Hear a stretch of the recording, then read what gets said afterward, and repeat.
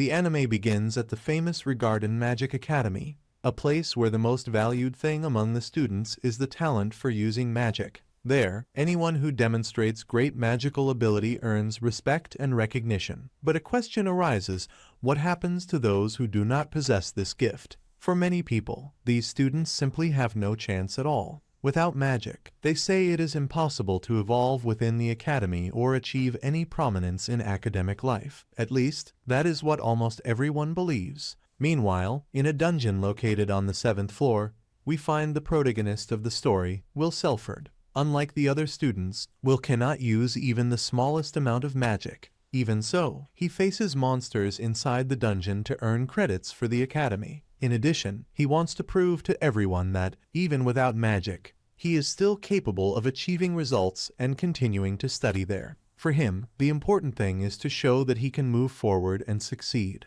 even without possessing the ability that everyone considers essential. Next, the scene shifts to a classroom. The teacher Edward Serens is teaching magic to the students. During the lesson, he calls Will several times to come down to the front of the room and perform a practical test. However, Will is distracted while writing in his notebook and takes time to realize that he is being called. When he finally understands that the teacher is speaking to him, he immediately becomes discouraged, because he imagines that he will be forced to demonstrate magic in front of everyone. Even so, Will walks down to where Edward is. The teacher then hands him a catalyst and asks him to use it to summon a flame. Nervous, Will points the wand at the ore and recites the spell that should produce fire. However, nothing happens. This occurs because he simply cannot use magic.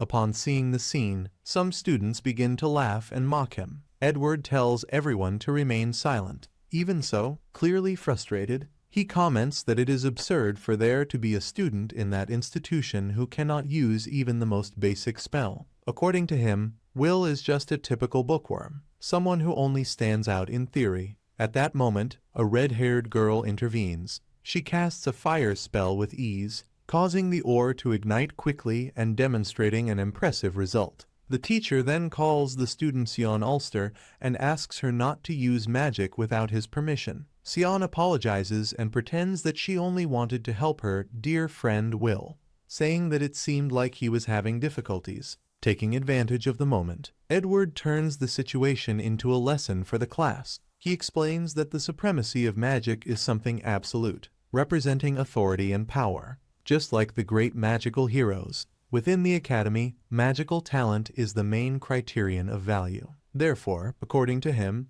someone who possesses only theoretical knowledge but cannot use magic does not deserve to be in such an honored place. He even insinuates that people with impossible dreams, like Will, should leave the academy as soon as possible. After class, Will leaves the room. Sion and some classmates surround him in the hallway and begin to mock him. They comment with disdain that he needs to enter dungeons just to kill monsters and earn a few points, saying that this is a disgrace to the academy. Suddenly, Colette appears, a 6th-year student. She immediately intervenes and confronts Sion. He replies that a student as talented as her should not waste time defending someone as unsuccessful as Will. However, Colette counters by saying that Will is a very kind person, and that he strives more than any other student. In addition, she states that she will not allow them to continue despising her friend. Sion is surprised by her attitude, but soon responds that kindness and effort are not enough to turn someone into a great mage. When Will approaches, Sion also adds that becoming a Magia Vander is an impossible dream for him.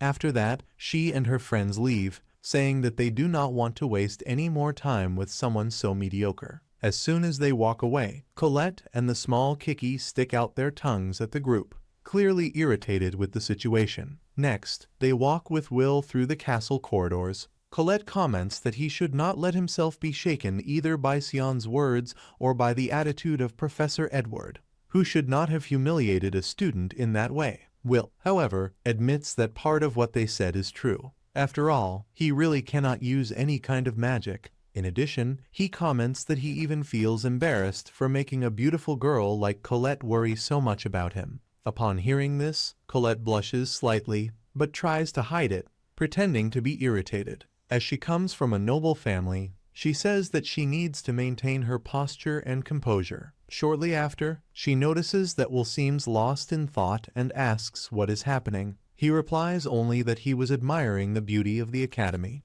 The two then look at the sky, where the most powerful mages known as Magia Vander live, responsible for protecting the world. Will explains that, a long time ago, people knew nothing about the sky and the world lived immersed in chaos because of invaders coming from it. After much suffering, 5 great mages faced these threats and managed to drive them away. They sealed the sky using powerful magic and brought peace to the world. Since then, all mages share the same dream, to one day become a Magia Vander. While she continues looking at the sky, Colette asks if the woman with the ice staff is Albis, known as the Ice Maiden. Will replies that yes, and we see that she is sitting near a window, observing everything from above. At that moment, Will remembers the past. In a flashback, he appears playing with his childhood friend, the Elfaria. At that time, the two dreamed of becoming Magia Vander, so they could reach the sky and watch the sunset from there. Will became excited about Faria's dream, and the two promised that, when they grew up, they would achieve that goal together. But as the years passed, things changed a lot. Faria revealed an incredible talent for magic and ended up becoming the youngest Magia Vander in history. She left alone toward the blue sky. Meanwhile, Will followed a completely different path. He does not possess any talent and cannot use even a single drop of magic. Even so, he cannot forget that promise made when they were children. No matter how impossible it seems, Will continues fighting to achieve that dream, hoping that one day he will be able to stand by her side again. Soon after, the scene changes once again. Professor Warner is scolding Will for having returned to the dungeon without permission. In addition, he went alone all the way to the 7th floor, which is extremely dangerous. Will apologizes, but we soon discover that he does this mainly to earn credits. Taking advantage of the moment, he asks how many points he will receive for the monster he defeated. Warner becomes irritated when he realizes that this is the only thing that seems to matter to him, but replies that he will give 2 credits for the achievement. While he celebrates, an Academy staff member asks if he is still determined to become a Magia Vander. The man explains that, before reaching the Tower of Paradise, it is necessary to enter the Higher Institute. To do so, the student needs to accumulate many credits in 3 different areas: theory, practice, and spellcasting. Will is very good in the first 2, but he cannot earn points in spellcasting, precisely because he cannot use magic. Because of this, he would end up with only 7,200 credits, which makes it almost impossible to advance using only points obtained in practical battles, especially for someone who cannot use magic at all. Even after hearing all that, Will does not show the slightest intention of giving up. Warner, irritated, continues complaining to him and says that someone like Will should not even dream of becoming a Magia Vander. After all, he does not even know if he will be able to graduate, since in the last exam he did not earn any credits. In addition, there is an important test coming up next week, and to take part in it Will needs to gather certain points before the deadline. Upon hearing this, Will panics. He realizes that he has only 2 days to obtain the missing credits. Quickly, he begins reviewing his notes, looking for some monster he can defeat to complete the required score. As he analyzes everything carefully, Warner comments that there is a Baskerville on the 7th floor of the dungeon. According to him, that monster is probably waiting for someone like Will, a typical bookworm, to appear there and face it. Will become so excited by the information that he ends up hugging Warner in gratitude. The professor tries to break free, clearly uncomfortable with the boys' enthusiasm. However, without them noticing, Sion had been listening to the entire conversation. Upon understanding Will's plan, she decides to go to the dungeon first to defeat the monster before him. That way, Will would not be able to get the necessary credits and would end up being expelled from the academy. Some time later, Will heads to the dungeon accompanied by Kiki. He comments that defeating a wild Basker should not be so difficult, as long as he is careful with the creature's fire breath. Otherwise, he might end up like the boy who was burned alive the last time he faced one of those monsters. Meanwhile, Sion and some classmates are also searching for the monster in the same place. Lyral asks if he is sure that they should be exploring the 7th floor without authorization. Sion becomes irritated by the question and responds rudely, as if he were being treated like a fragile child. Even so, the group continues searching for the creature. During the search, Sion comments with disdain that he cannot stand the idea of someone who cannot use magic wanting to become a Magia Vander. Shortly after, when they were about to use magic to locate the monster more quickly, something unexpected happens. One of the boys is struck by a violent blow and thrown against the wall. Apparently, he met a very unpleasant fate. Lyral panics upon seeing that. Her screams echo through the dungeon corridors and reach Will's ears, who was in another area. Without wasting time, he runs toward the sound to find out what is happening. When he finally arrives at the location, Will realizes that only Sion is still standing. She is desperately fighting against a creature that is definitely not a Baskerville. In fact, it is a malevolent sentinel, a huge monster that carries a gigantic sword. This creature is worth 10 credits and has a level higher than 5. Hidden behind a wall, Will watches the scene and becomes confused. He wonders why a monster like that is on that floor of the dungeon, since it should appear only on much deeper levels. While thinking about it, he realizes that Sion's magic is having no effect on the creature. For a moment, Will thinks about leaving. He wonders if he really needs to save someone who has always treated him with disdain since he entered the academy. Sion has never done anything other than mock him. If he simply ran away, perhaps no one would find out. But then he remembers Elfaria, who always said that Will was a kind person, someone with a truly noble heart. Even knowing that he might not be that incredible, he decides to act because he wants to become someone worthy of her. Determined, he runs into the battle and interrupts the Sentinel's attack. Meanwhile, elsewhere, Edward finds Warner and tells him that Sion and 2 other students went to the dungeon. Since the place is enormous, Edward asks him to use his familiar to locate them on the 6th floor. However, Warner notices something different. They are on the same floor as Will. He then shows everything through his crystal sphere and tells Edward that there is no reason to worry, because Will is there as well. At that moment, Will continues facing the Sentinel. He manages to narrowly dodge several of the creature's attacks. Despite the monster's strength, its blows cannot hit Will, thanks to the boy's incredible speed. Sion watches everything, completely surprised. He cannot believe that this is the same Will he always called useless. On the other side, Edward is also shocked to see what is happening. Warner then explains that Will is a very unusual case. Even without possessing magic, he has an impressive physical strength, comparable to that of a dwarf. In addition, his ability to observe the enemy's movements allows him to anticipate attacks with almost perfect precision. The Sentinel tries to strike Will once again, but he had already predicted the movement. With a quick blow, he cuts off one of the creature's arms. Then, he grabs his sword and, accepting that he might be the only warrior in a world dominated by magic, concentrates all his strength into a single attack. The strike is so powerful that it pierces through the Sentinel with ease, completely destroying the monster. After the battle, Will extends his hand to Sion, who remains on the ground, unable to believe what just happened. For the first time, he realizes that Will may be much stronger than he had imagined. Watching everything through the sphere, Edward cannot accept that someone without magic can demonstrate so much power. Some time later, Warner gives Will the 10 credits for defeating the Sentinel. Even thinking that the boy is a bit annoying, he acknowledges the achievement. Will becomes extremely happy upon receiving the points. Thus begins the story of a boy who might turn the magical world upside down. A story where the union between a sword and a wand can create something completely unexpected. Soon after, we see a flashback from 5 years ago. At that time, Will was only 10 years old.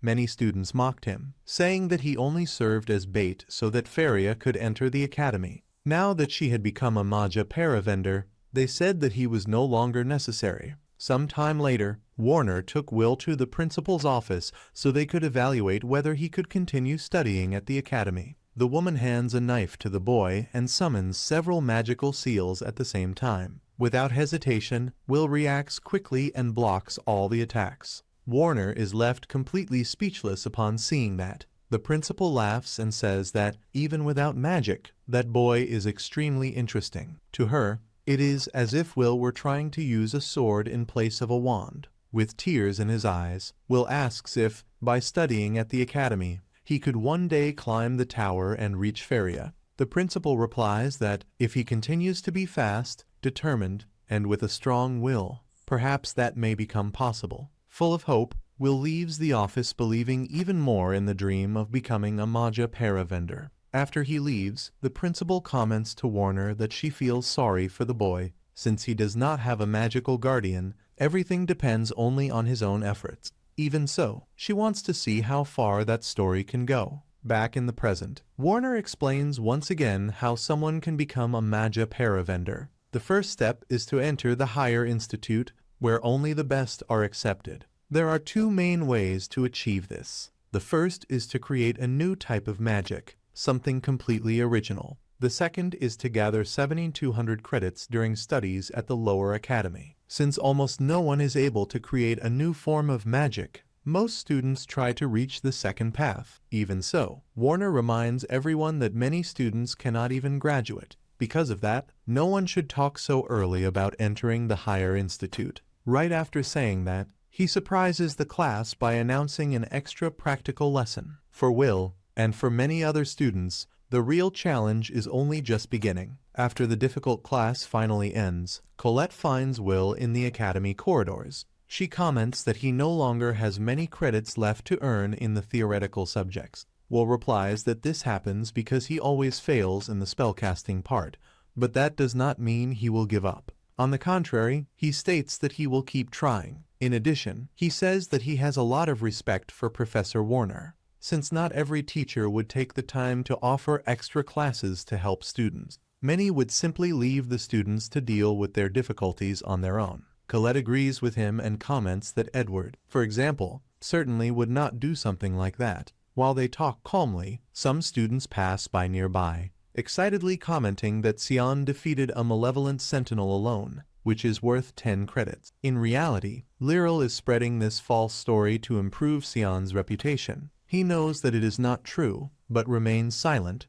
Instead, he keeps thinking about what really happened and how Will, someone who cannot use magic, was the one who defeated the monster. At that moment, Will walks right in front of them. As soon as he sees him, Sion feels the urge to attack him immediately. However, Colette steps in front and prevents any conflict. Unable to do anything, Sion ends up walking away, frustrated. After he leaves, Colette asks Will if something happened between the two of them. Will replies that yes, but assures her that it was nothing important. Next, the scene changes. Edward appears talking to the headmistress Cauldron. He demands that Will Serfort be expelled from the academy immediately. Cauldron asks what would be the reason for such an extreme decision. After all, Will is already in his final year, and expelling him now would not make much sense. Edward insists that the academy was created to train mages, not warriors. For him, it is unacceptable that someone incapable of using magic can surpass the other students.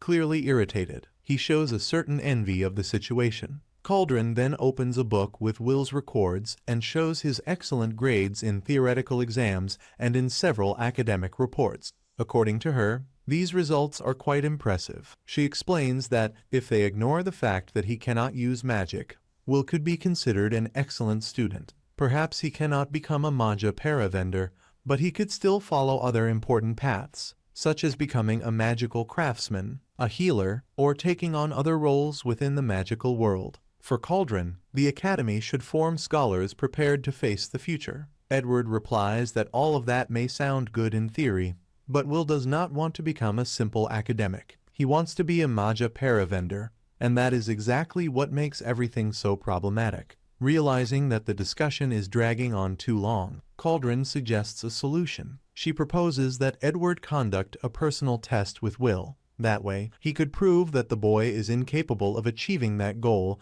and then decide on his expulsion. Edward immediately accepts, smiling with confidence. Unlike Warner, he does not intend to show any mercy. After leaving the room, he seems completely satisfied. Once he is gone, Cauldron comments to herself that she hopes that Test will help Will finally face the truth. According to her, no one understands the path to becoming a Magia Vander better than the mysterious dark mage of the Viper. In another scene, we see Will studying together with Colette. He is working very hard because he knows that if he loses even a single credit, he will not be able to enter the higher institute. At the moment, he is writing about the history of the dwarves, describing how they were brave warriors who faced extremely powerful magic without ever giving up. While explaining this to Colette, Will comments that a person's determination and willpower can overcome even magic. However, Colette seems a bit distracted, observing some strands of gray hair that he has on his head. She even jokes that he should get some rest. Suddenly, Edward appears and tells the two of them to stop making noise.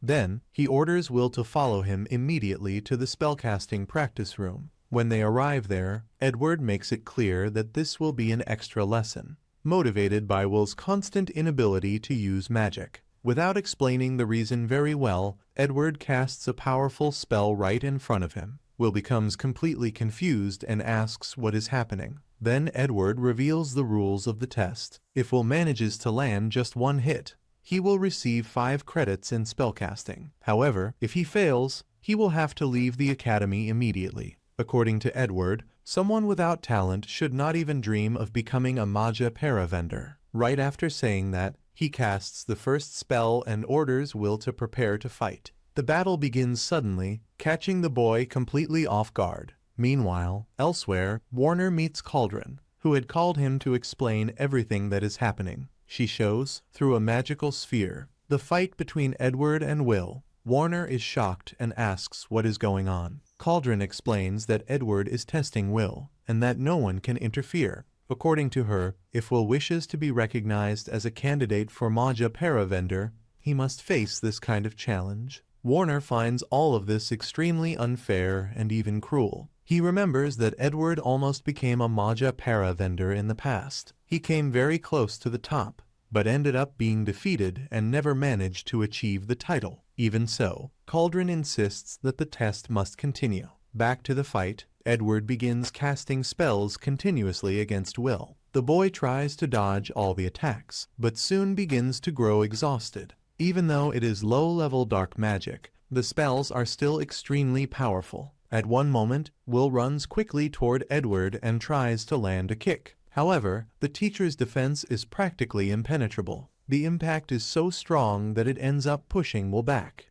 even causing his glasses to fall to the ground. He watches in amazement the way Edward casts spells without even needing to recite them, maintaining both perfect defense and attack. Even almost out of strength, Will tries to stand up again. Edward then comments that he will use only 2 spells against him: his black flames, capable of burning him completely, and his magical shield, which can block any attempt of physical attack. He activates Magical Doctrine number 27 and states that someone incapable of mastering 1,000 spells should at least try to master a single spell with perfection. Will begins to pay attention to his words and realizes that Edward is using overlapping spells, creating a true rain of attacks called Dax Darrens. Will tries to escape quickly, but Edward gives him no chance. The blows fall one after another, while he moves his wand as if he were conducting an orchestra of destruction. In the end, Will ends up falling to the ground, completely injured. He admits to himself that he cannot defeat a high-level mage like Edward.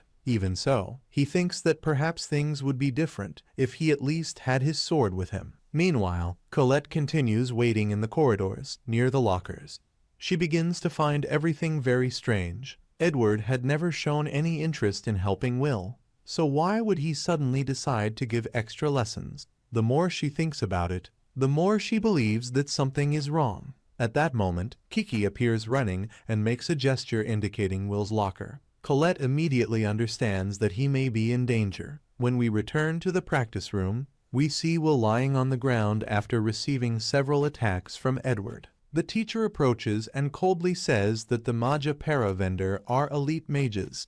If Will cannot defeat him, then he will never have any chance against one of them. While Edward presses Will's head against the ground with his foot, he recalls an old story about the Battle of the Dwarves. According to him, it only took a single powerful mage to eliminate 10,000 dwarves at once. For Edward, that was the definitive proof that a sword could never reach the same level of power as a magical wand. Because of that, he advises Will to completely abandon this absurd fantasy of becoming a Magia Vander. Even in that humiliating situation, Will manages to break free. He firmly declares that he will never give up on his dream, holding tightly the glasses he received from Feria.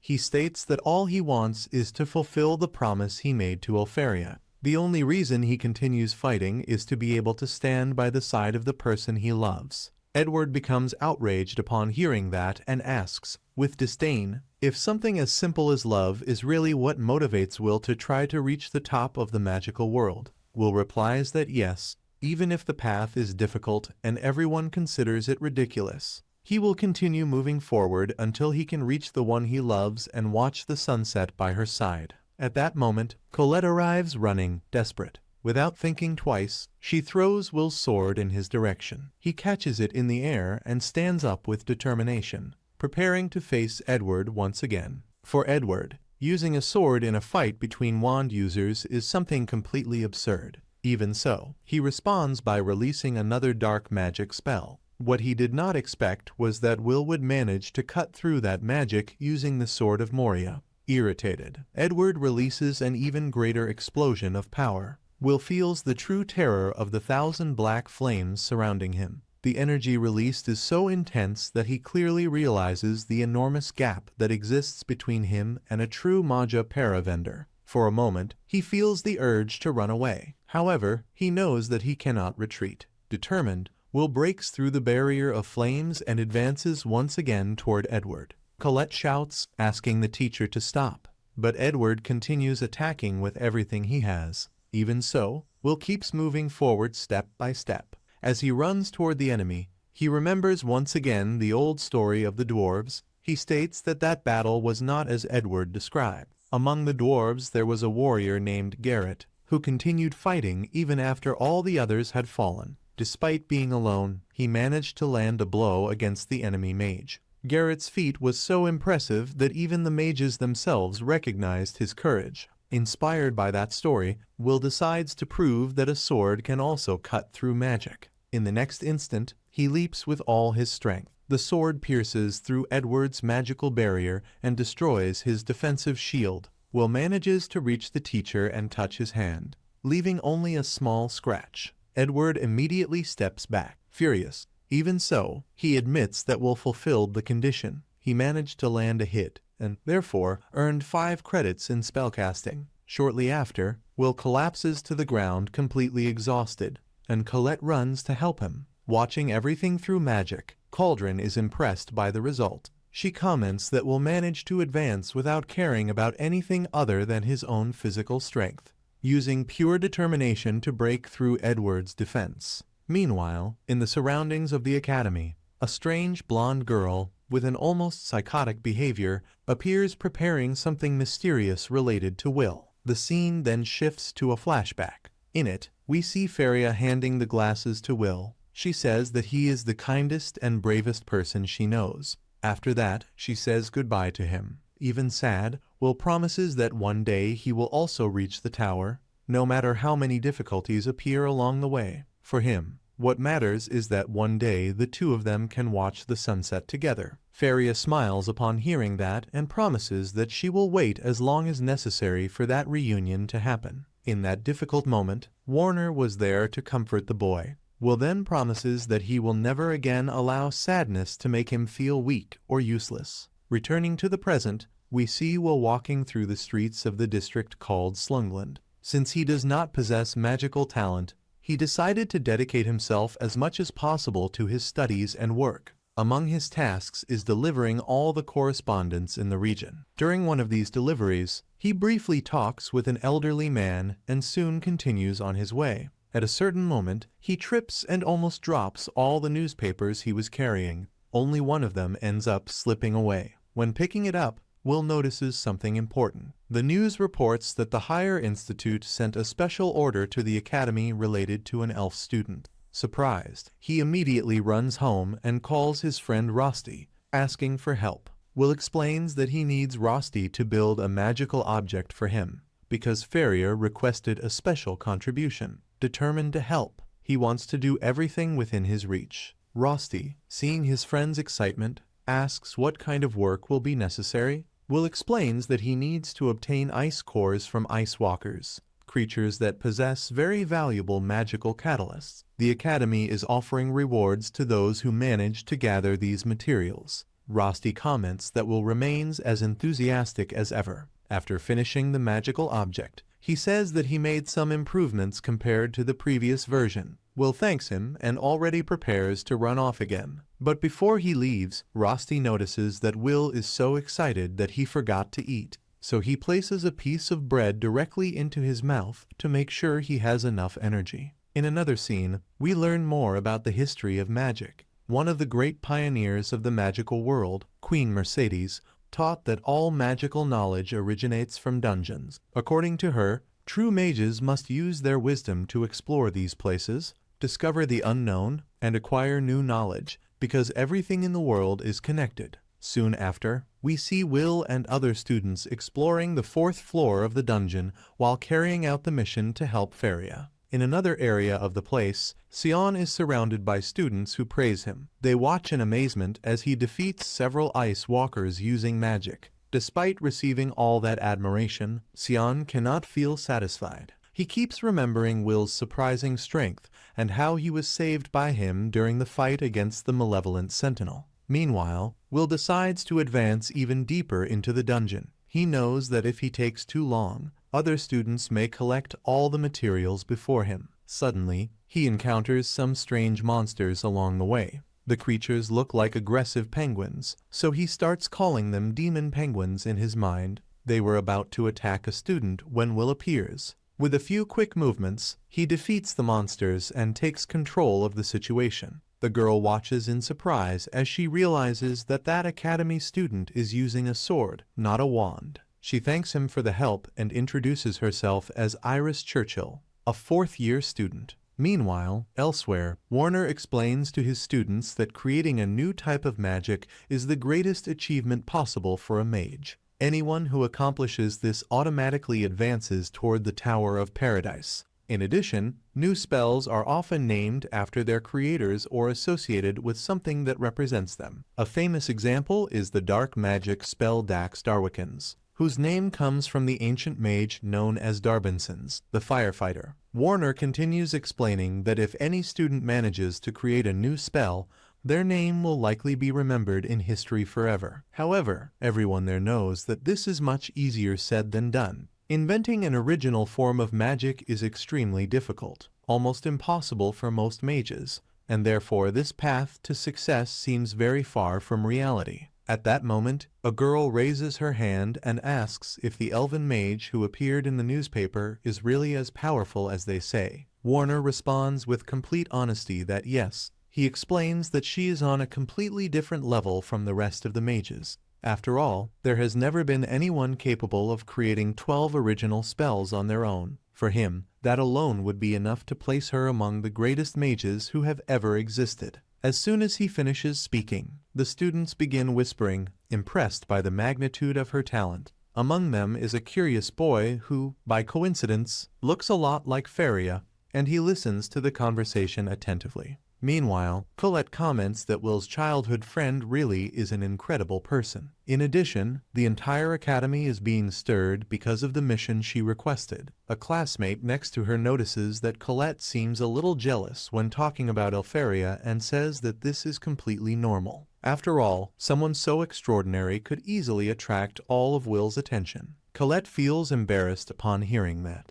For a moment, she wonders if Will ended up going alone to the dungeon just because of Faria. But before she can continue thinking about it, Warner notices the side conversation and tells everyone to be quiet and pay attention to the lesson. Returning to the dungeon, Iris asks Will if he is the famous older student everyone talks about, the one who cannot use magic and whom many consider completely incompetent. Her honesty catches Will off guard, leaving him quite embarrassed. Soon after, he discovers that Iris is only 14 years old and is already in the 4th year, something impressive. Even so, Will asks if she does not despise him because of everything people say about him at the academy. Iris replies that she has no reason at all to do that. On the contrary, she states that she could never despise someone who saved her life. In addition, Iris explains that she respects people who have different talents, even if they are not related to magic. Upon hearing these words, Will becomes a little nervous and tries to change the subject. He asks if she is also in the dungeon because of some task.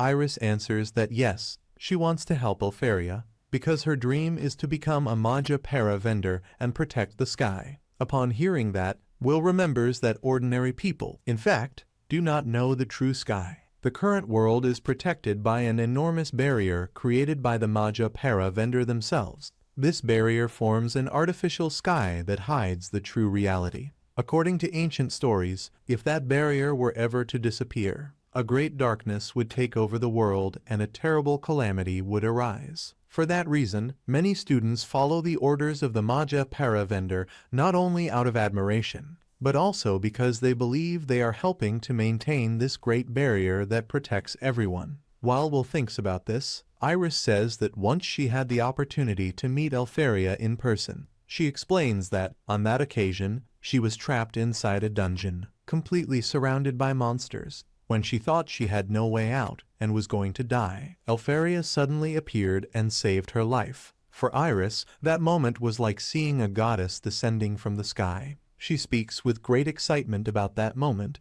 and says that she hopes to be able to see her again someday. While the conversation continues, Will is looking for signs of the ice walkers. He explains that these creatures usually leave trails of ice fragments on the ground, normally measuring between 1 and 10 millimeters. However, upon observing the ground more carefully, he finds a piece of ice that is more than twice the normal size. This indicates that there is probably a much larger monster in that cave. Upon hearing that, Iris becomes frightened. She suggests that maybe it would be better to retreat, since facing something of that size would not be a good idea. However, Will enters the cave without thinking twice. For him, magic is something incredible, but it is not everything, especially inside a dungeon. Their experience and strategy also make a big difference. In addition, he trusts his own methods to deal with dangerous situations. Iris still does not fully understand what he means, but suddenly Will notices a flash coming toward him. He reacts quickly, dodging the attack and pulling Iris back to protect her. Soon they realize that it was not an ice walker,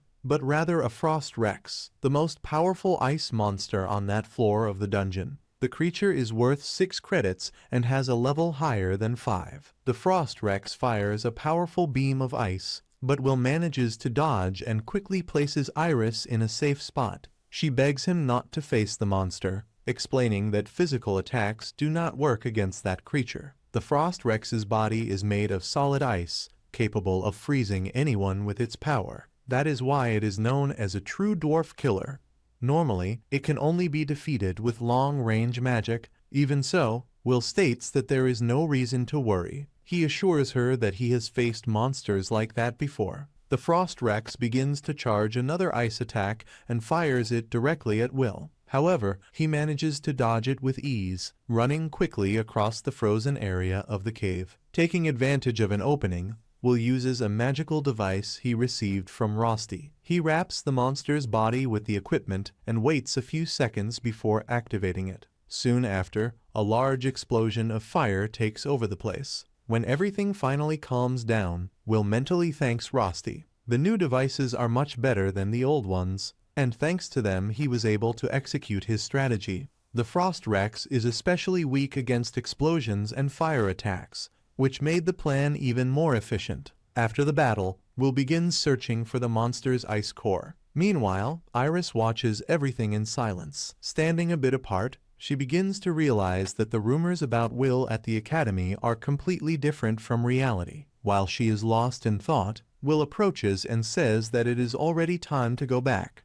They have already gathered enough materials for the mission. Iris quickly changes her expression and thanks him for the help. Some time later, we see Iris arriving at the Tower of Mages. As she walks, she thinks that Will, even without magic, makes up for it with creative attacks, using magical devices and his incredible physical strength. In addition, he demonstrates a great combat instinct and a lot of experience inside dungeons. Upon reaching her destination, she fixes her hair, removes her glasses, and knocks on a large door, asking permission to enter the room of the Magia Vander. As soon as the door opens, we find several of them gathered: Cariat Incendia Wisman, Porcius, Eleanor, and Elfaria Alvisford. Cariat allows Iris to speak, since at that moment they were only participating in yet another rather boring meeting. In addition, everyone there knows that if the barrier protecting the world were broken at that instant, the entire world would be lost. Soon after, Co and Eleanor begin to discuss what may happen in the future. They know that the celestial inhabitants observe everything from the sky, and that, at the moment, they do not have enough strength to face them. Because of this, they believe it will be necessary to find new promising talents before the day of destiny,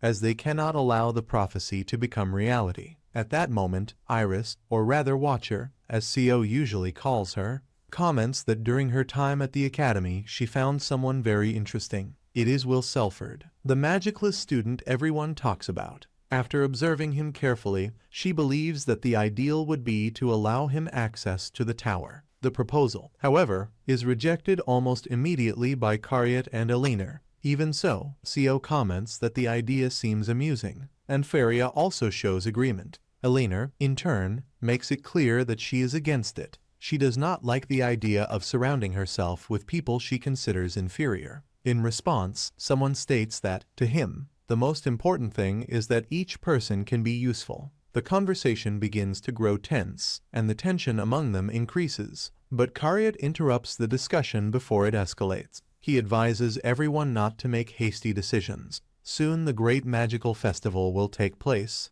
and after seeing the participants' results, they will be able to decide more calmly. After all, only the most capable will be able to reach the top. After that, everyone begins to leave the place quickly, with the exception of Faria. Taking advantage of the moment, Iris approaches and comments to her that the young man she mentioned is truly someone very interesting. Faria responds with a slight smile. Then, upon summoning a magical core, she says that Will is waiting for her with great anticipation. Some time later, the academy students prepare to begin the final test. The exam consists of facing several steel golems, creatures controlled by magic. The objective is simple: defeat them and demonstrate combat ability. As soon as the test begins, one of the first to destroy his opponent is Sion, using his powerful green fire magic. Shortly after, Serfort and Colette take action. Colette uses her earth magic to guide her attacks with precision. As a result, Sion finishes the test with 9,889 credits, while Colette reaches 7,340. After them, it is Will's turn. He faces his steel golem and engages in a very difficult battle. When he is finally about to defeat it, an arrogant student comments out loud, asking why someone like Regarden would be fighting using only his fists instead of using a wand like everyone else. This comment ends up distracting Will for a moment. Because of that, he receives a strong blow from the golem and is thrown far away. In another part of the field, two impressive students enter the scene: Lehana Owens and WHTNL Lendor. Lehana masters lightning magic, while WHTNL controls wind magic. During the test, Lehana destroys her golem by firing several electric arrows, hitting the enemy repeatedly until destroying it. With that, she earns 10,100 credits. Meanwhile, WHTNL finishes his test by summoning a powerful tornado, which completely shatters the steel golem,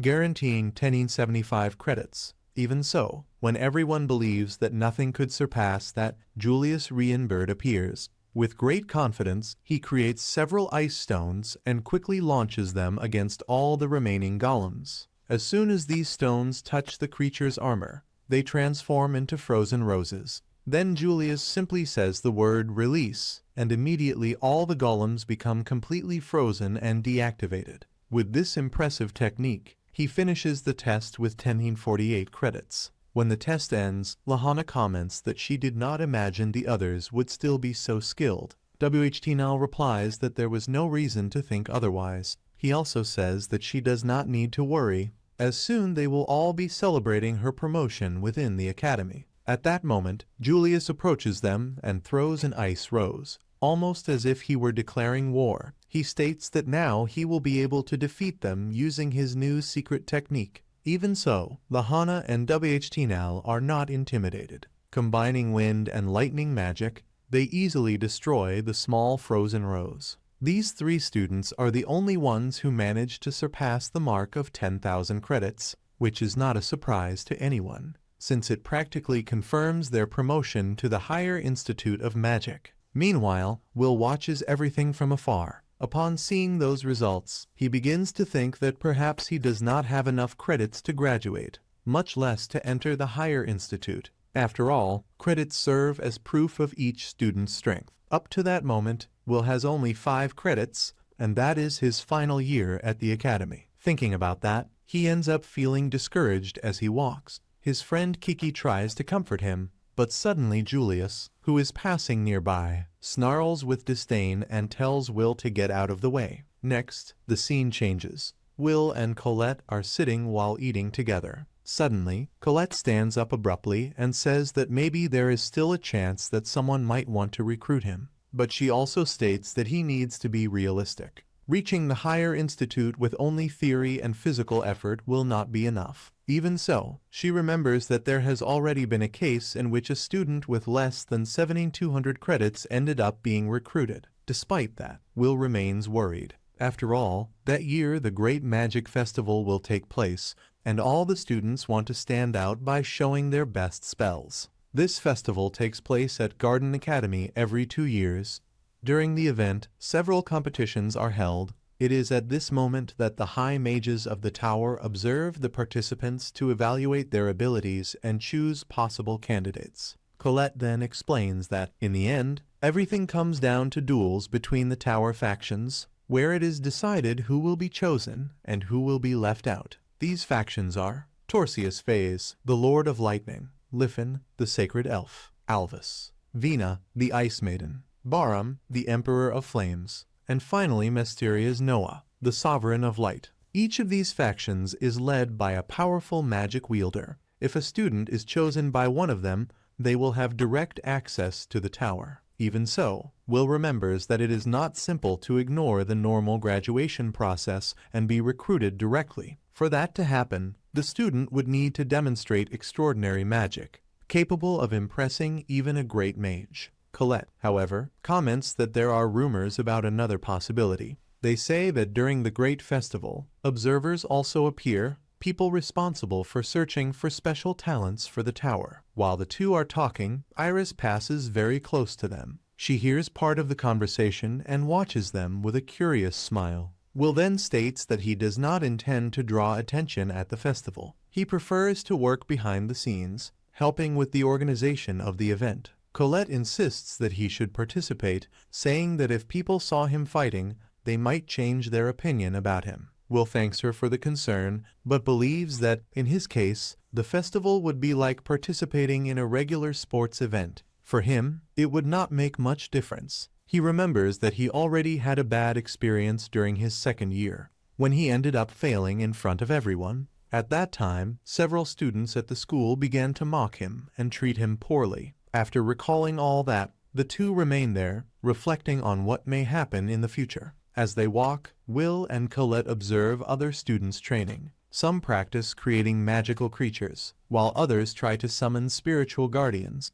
Seeing all that movement leaves Colette quite excited, as this festival seems very different from the previous ones. This time, it will not be only the tower observers who will be present. Recruiters from various capitals will also attend the presentations. This means that even if some students are not chosen for the tower, they might still find other opportunities in different places. Because of that, Colette believes that no one should miss the chance to show their abilities. The problem is that, for Will, the situation is complicated. He does not possess magic, so he has no way to demonstrate anything in that type of competition. Even so, Colette ignores the detail for a moment and approaches some old lockers nearby. They are protected by a very well-hidden magical barrier, equipped with an inhibitor and a sound-dampening system. Someone with magic could break it by force, but Colette prefers to use Kiki. The small creature uses the magical stone on its head to locate the hidden barrier and carefully undo it.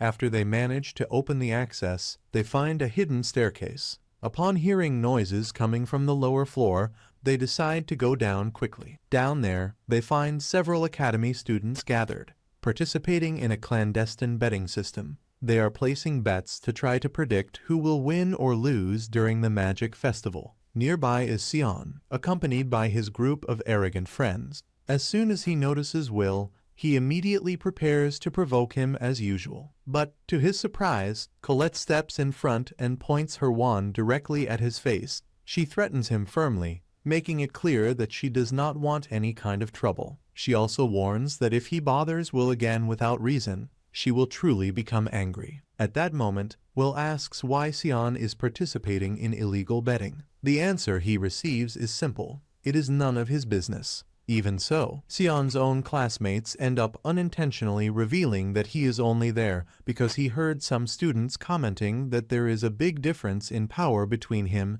and the 3 strongest students at the academy. What really bothers him is seeing everyone talk about them while completely ignoring his presence. Irritated, Sion begins to shout that he spent an entire month in silence, training to rebuild his reputation. He states that he is not worried, because the others only have an advantage in theory, while in real magical ability he can still surpass them. He also says that they have not yet managed to defeat him, and that it will never happen. Even so, he realizes that he is practically justifying himself to someone he considers an idiot, so he decides to stop talking. Later, Will finishes one of the day's classes and wakes Kiki so they can leave. When he is about to go out, Colette asks if he has any plans, because she would like to accompany him to the training dungeon. Will smiles and apologizes, explaining that he needs to go work at Gina's tavern, so he will not have time for that. Colette ends up getting irritated with the answer. That same night, on Slunglin Street,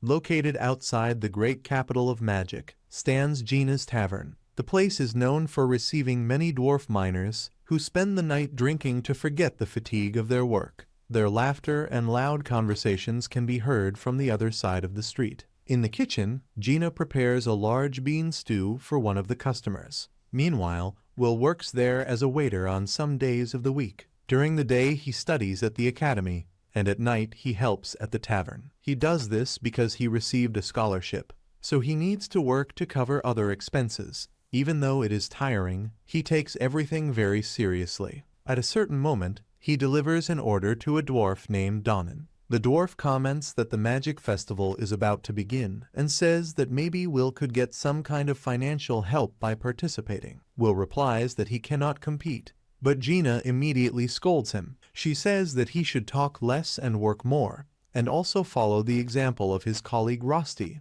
who is working with great enthusiasm. Soon after, Will begins to clean a huge pile of dishes. With some difficulty, Rosti tries to cheer him up, saying that he does a great job, especially considering that he is someone who does not possess magic. Since they are roommates, Rosti states that he will always do his best to help him. After finishing almost all the tasks of the night, the two begin washing the dishes so they can finally leave. During the conversation, Rosti remembers that dwarves usually do not pay very well. He suggests that maybe Will could talk to Professor Warner, who might be able to get him a better job. Will replies that the professor already worries a lot about him and that he does not want to keep bothering him. In addition, he says that he likes working there because Donnan and the other dwarves have always treated him well since he arrived. Because of that, he has a lot of respect for all of them. While they are putting away the utensils in the cabinet, a spoon slips from Will's hands at the exact moment Julius unexpectedly enters the tavern. As soon as he enters, Julius begins to complain, saying that the place looks like a pigsty.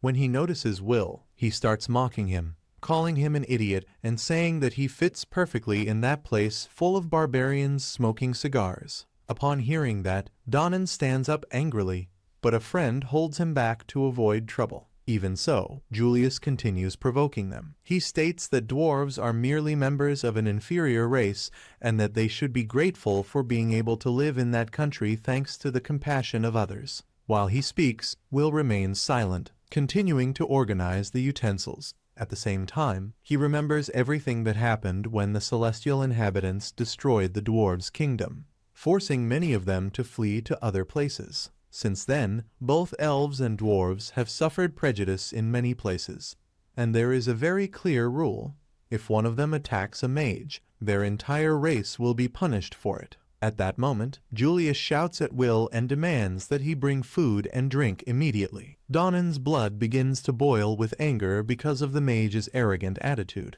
Even so, Rosti reluctantly brings a beet soup to the table. Julius and his friends begin to laugh at the appearance of the food. They mock the dish, the tavern, and also the dwarves. Then Julius shouts that everyone there is nothing more than little demons who should leave that country. At that instant, Will's patience reaches its limit. He takes off his apron and walks straight to the table. Rosti tries to stop him, but he has already reached Julius. Firmly, Will demands that he take back what he said about the beans. He explains that that dish represents the knowledge and effort of the dwarves, who cultivate their food with great hard work, even under the most difficult conditions. He states that it is not something that anyone should ridicule simply for amusement. The entire tavern falls silent. Gino watches the scene carefully. Julius responds with disdain. He says that just because the dwarves work hard, it does not mean they do not smell bad. To him, it is still something repulsive. Then he grabs the bowl of beans and kicks it toward Will, spreading food all over the floor and creating a huge mess.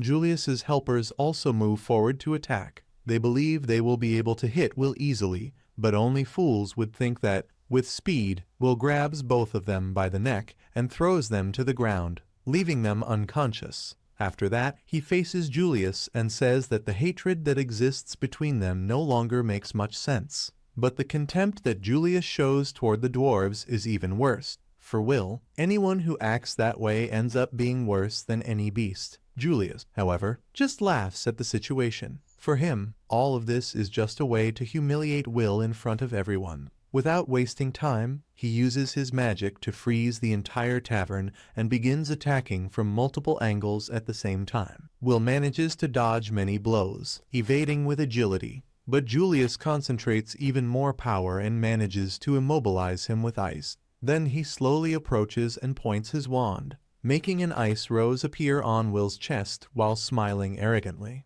At that moment, Donan shouts for Julius to stop before he crosses all limits. When Julius prepares to freeze Will completely, he notices the boy's firm gaze. That expression makes him change his mind. It seems that simply leaving him trapped in ice would not be enough. Then Julius decides something else. He points his wand at Will and orders him to participate in the Great Magic Festival. His intention is simple. He wants to humiliate him in front of the entire academy. Will manages to break the ice quickly and pulls the wand from Julius's hand by the tip. Donan asks both of them to stop immediately, but Rosti realizes that it is already too late to avoid the confrontation. Julius declares out loud that he will win and destroy everything that Will has built within the academy. Will accepts the challenge, but sets one condition.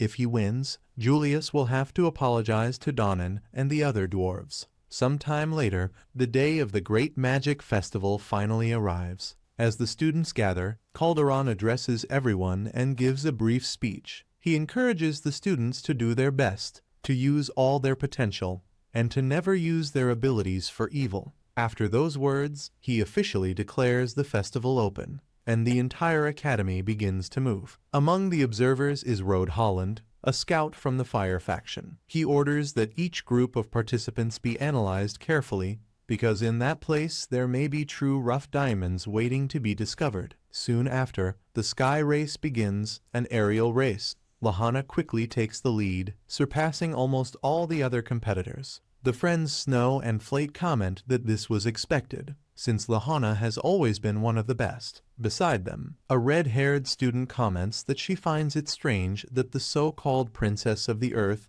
is not participating in the magic competitions that year. Among the audience, many recruiters observe every detail carefully. All of them want to find new talented mages to take to the tower. This happens because, during the festival, mages from different places compete to recruit the most promising students. Meanwhile, Miss Perfect continues to demonstrate her impressive skill. She maintains her position and ends up breaking a new academy record, winning her second consecutive sky race and surpassing previous champions by a wide margin. After the race, she decides to also participate in the crown attack, saying that she could not abandon a maiden in danger. In truth, this happens because Colette, in a moment of urgency, asks her to join their group, since they are lacking members. The red-haired girl feels pleased at the thought that she will have the opportunity to spend more time with Colette. She believes that she was chosen by her own merit, and not that useless Will, as she usually thinks. However, when she arrives at the meeting point,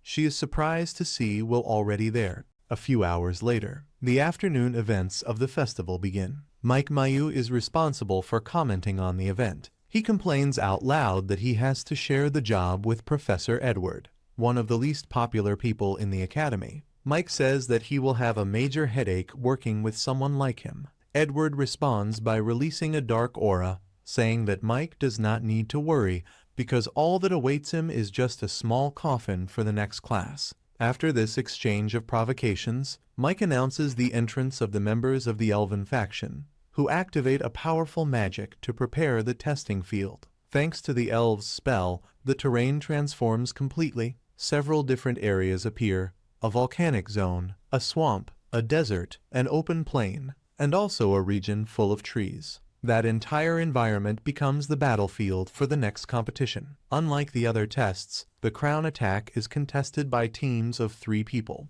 The groups start at the edges of the field and need to advance toward the central stadium, where the crown is located. But the path will not be simple. In addition to the natural obstacles, the professors have also placed several traps throughout the terrain to make the challenge even more difficult. Furthermore, participants can directly interfere with other groups, hindering their opponents. Because of that, this test is considered the most chaotic of the entire festival, practically a free-for-all battle among the students. Edward explains that the objective of the event is to encourage teamwork and test the students' ability to deal with unexpected situations. According to him, the best way to approach it is to imagine that they are exploring a dungeon full of dangers. Mike interrupts by saying that the most interesting part will be observing the spells of the strongest students in the academy, even though it is something that should remain secret. He also comments that in the clandestine bets 2 groups are among the favorites: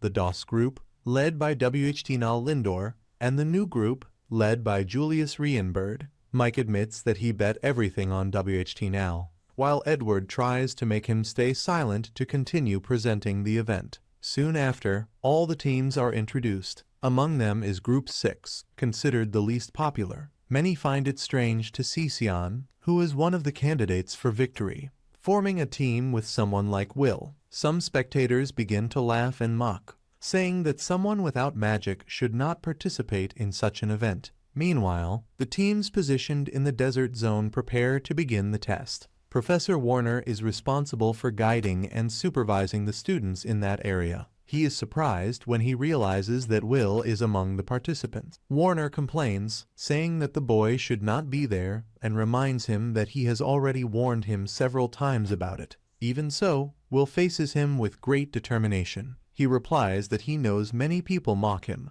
but even so he needs to win that competition, no matter the cost. Warner tries to stop Will from continuing, but it is clear that he does not intend to give up. Colette apologizes to the professor, explaining that Will is extremely determined and rarely backs down once he makes a decision. Soon, the long-awaited event finally begins.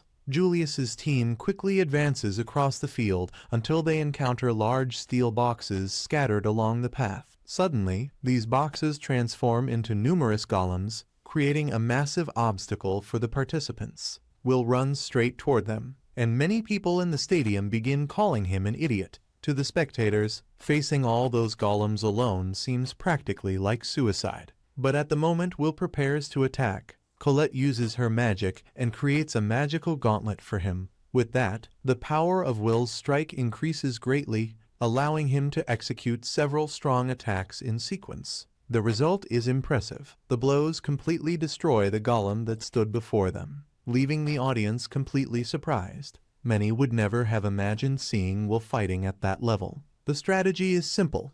Although he does not possess his own magic, he can use magical equipment, like the gauntlet created by Colette. In that way, he continues to follow the rules of the competition. Meanwhile, Sion becomes lost in thought. He remembers the battle in which Will saved him from the Devil Sentinel, something that still deeply bothers him. For Sion, it was humiliating to be saved by someone he considers inferior. After that episode, he tried to become stronger to erase that shame, but now Will manages to take the lead in the race. The objective of the test is to reach the crown located at the center of the field first, and Will's group is ahead as they enter the desert zone. Suddenly, other iron boxes appear, different from the previous ones. They rise quickly into the air and begin launching magical projectiles at the students on the ground. Will reacts immediately. He strikes the ground with force and, using the impact of the blow, creates a large barrier of sand and earth that blocks the projectiles.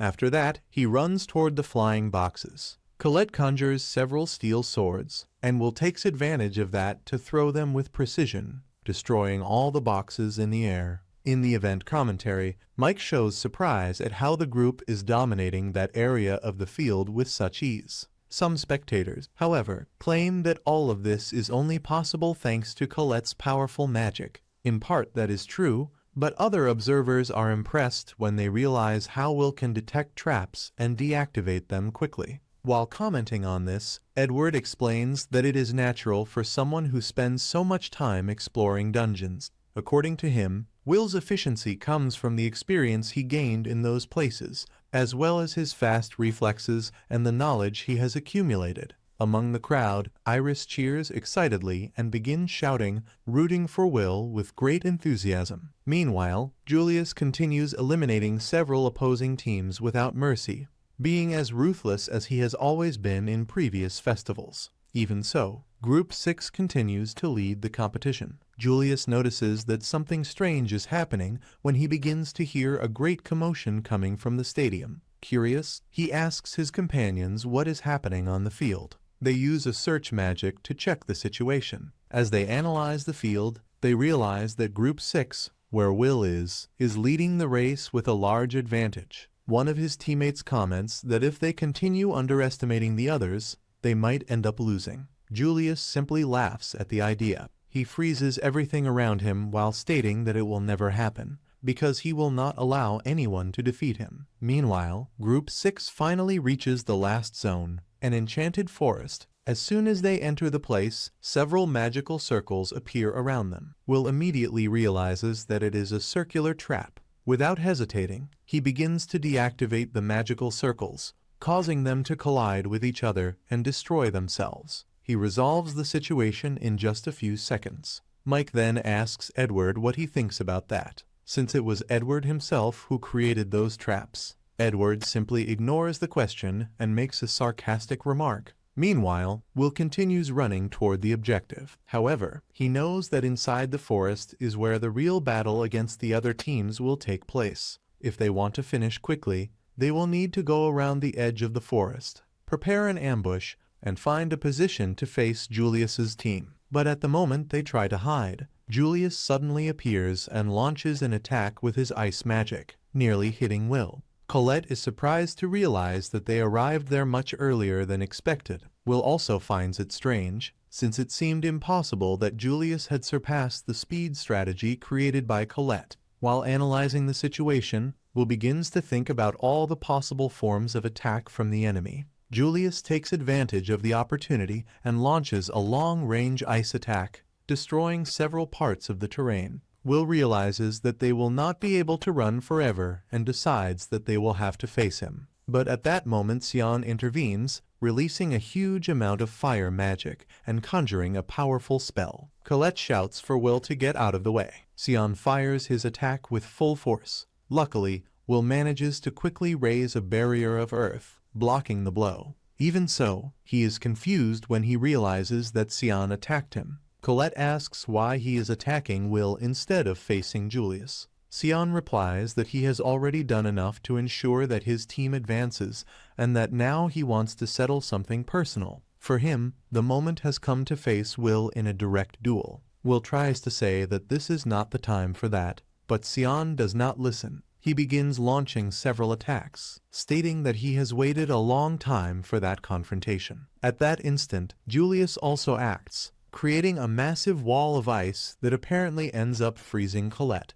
Meanwhile, Sion continues advancing against Will. Will tries to convince him to stop, saying that they should not fight each other at that moment. But when he realizes that Sion has no intention of giving up, he draws his sword, preparing to fight. At that moment, a flashback appears. In the past, Will was always considered a useless student, someone with no talent at all. For Sion, that was unbearable to watch. One day, he even burned the mocking paper that had been placed on Will's back, and even offered him the chance to become one of his subordinates, so that he would not continue looking so pathetic. But Will simply ignored the offer and walked away. That attitude left the young Sion extremely irritated. He ran after Will, saying that he was not someone who should be ignored. Will only asked him to leave him alone and kept walking. Sion stood there watching from afar, feeling that to Will he was not even worthy of attention. From that day on, Sion decided that he would hate Will for the rest of his life. Back in the present, the confrontation finally becomes inevitable. Sion begins to attack with several fireballs,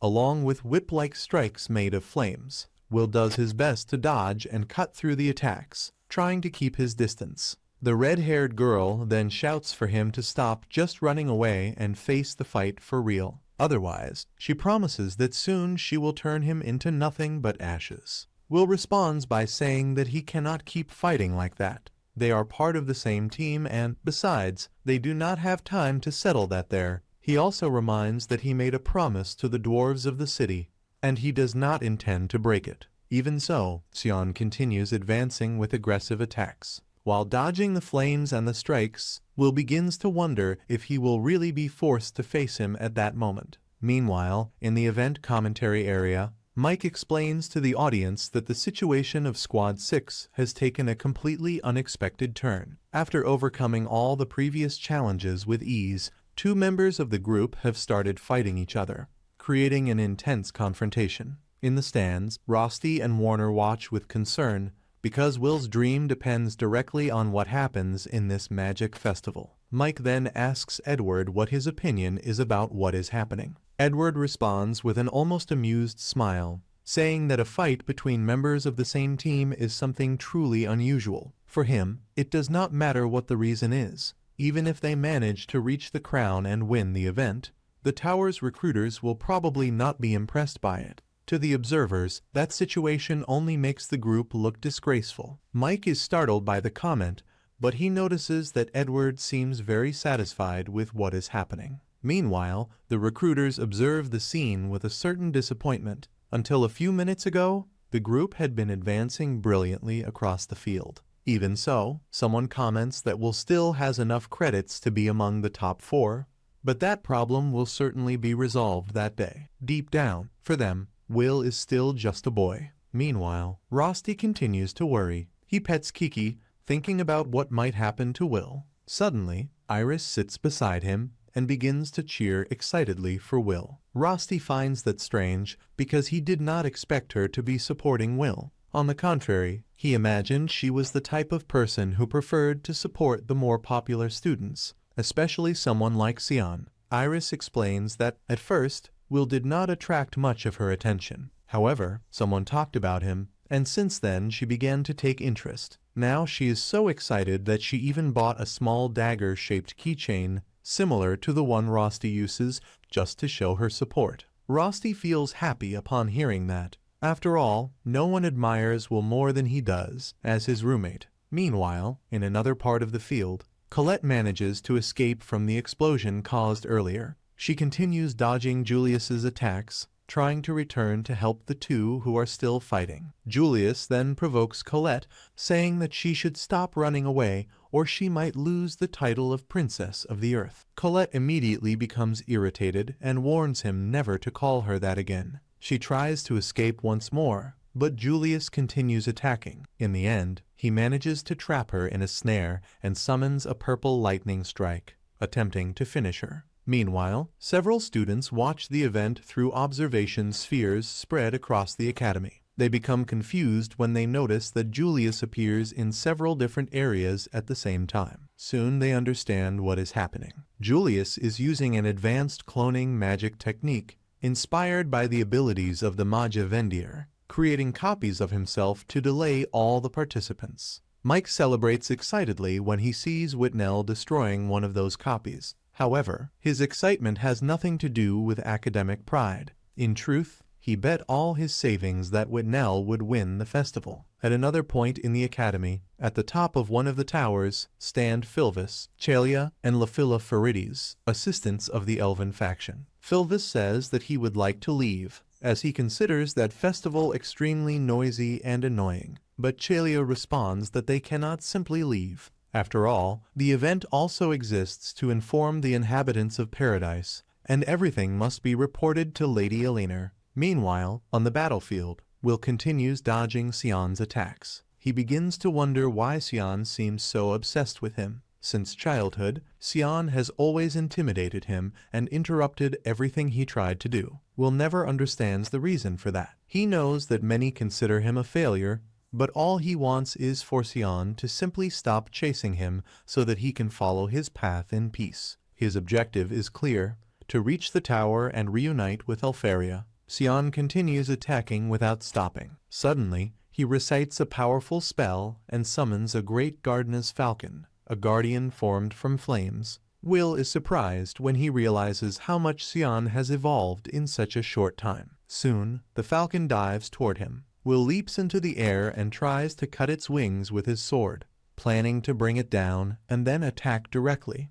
But he notices something unexpected. The falcon's wings regenerate immediately. Then Will understands that, to defeat it, he will need to destroy the Guardian's magical core. At that moment, the falcon unleashes a massive burst of fire. Will blocks the blow using his magical gauntlet while thinking of a way to get closer. Unlike many Guardians, which only protect their summoners, that falcon attacks relentlessly. In the event commentary, Mike is completely impressed by the intensity of the battle. Even Edward seems surprised when he realizes how much Sion has evolved. To him, the boy is already above the level of an ordinary student. Among the observers, a man named Rod is also impressed to see someone so young using an advanced fire spell and still summoning a guardian with such precision. His assistant explains that this is Sion Ulter, heir of the Ulter House, a family famous for its fire magic. Rod comments that, although Sion has great potential,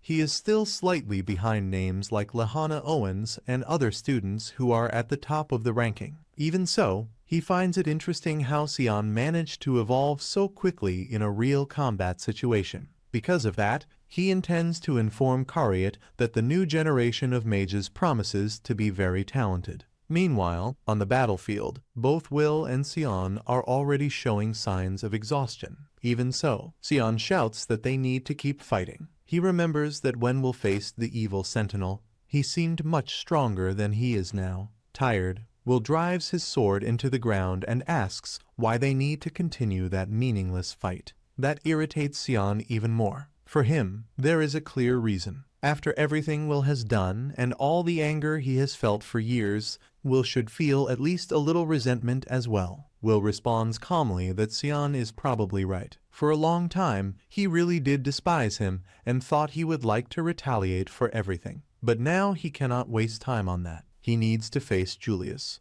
Upon hearing that, Sion becomes even more irritated. To him, Will's silent indifference hurts far more than any insult. Sion says that just seeing Will and hearing his words is enough to make him furious. The irritation is so great that he can barely control himself. What angers him the most is realizing that Will keeps moving forward and refuses to give up, even without possessing talent for magic. For Sion, that makes no sense. Despite everything, even without magical ability, Will continues to move forward and still has the courage to look at everyone around him. Everyone except him. With his eyes filled with tears, Sion asks Will to stop ignoring him. At least once in his life, he wants Will to truly look at him. Those words deeply surprise Will. The last thing he expected was to hear something like that from Sion. Even though Sion never directly asked for recognition, Will had also never thought about accepting him in that way. Deep down, Sion has always been extremely selfish.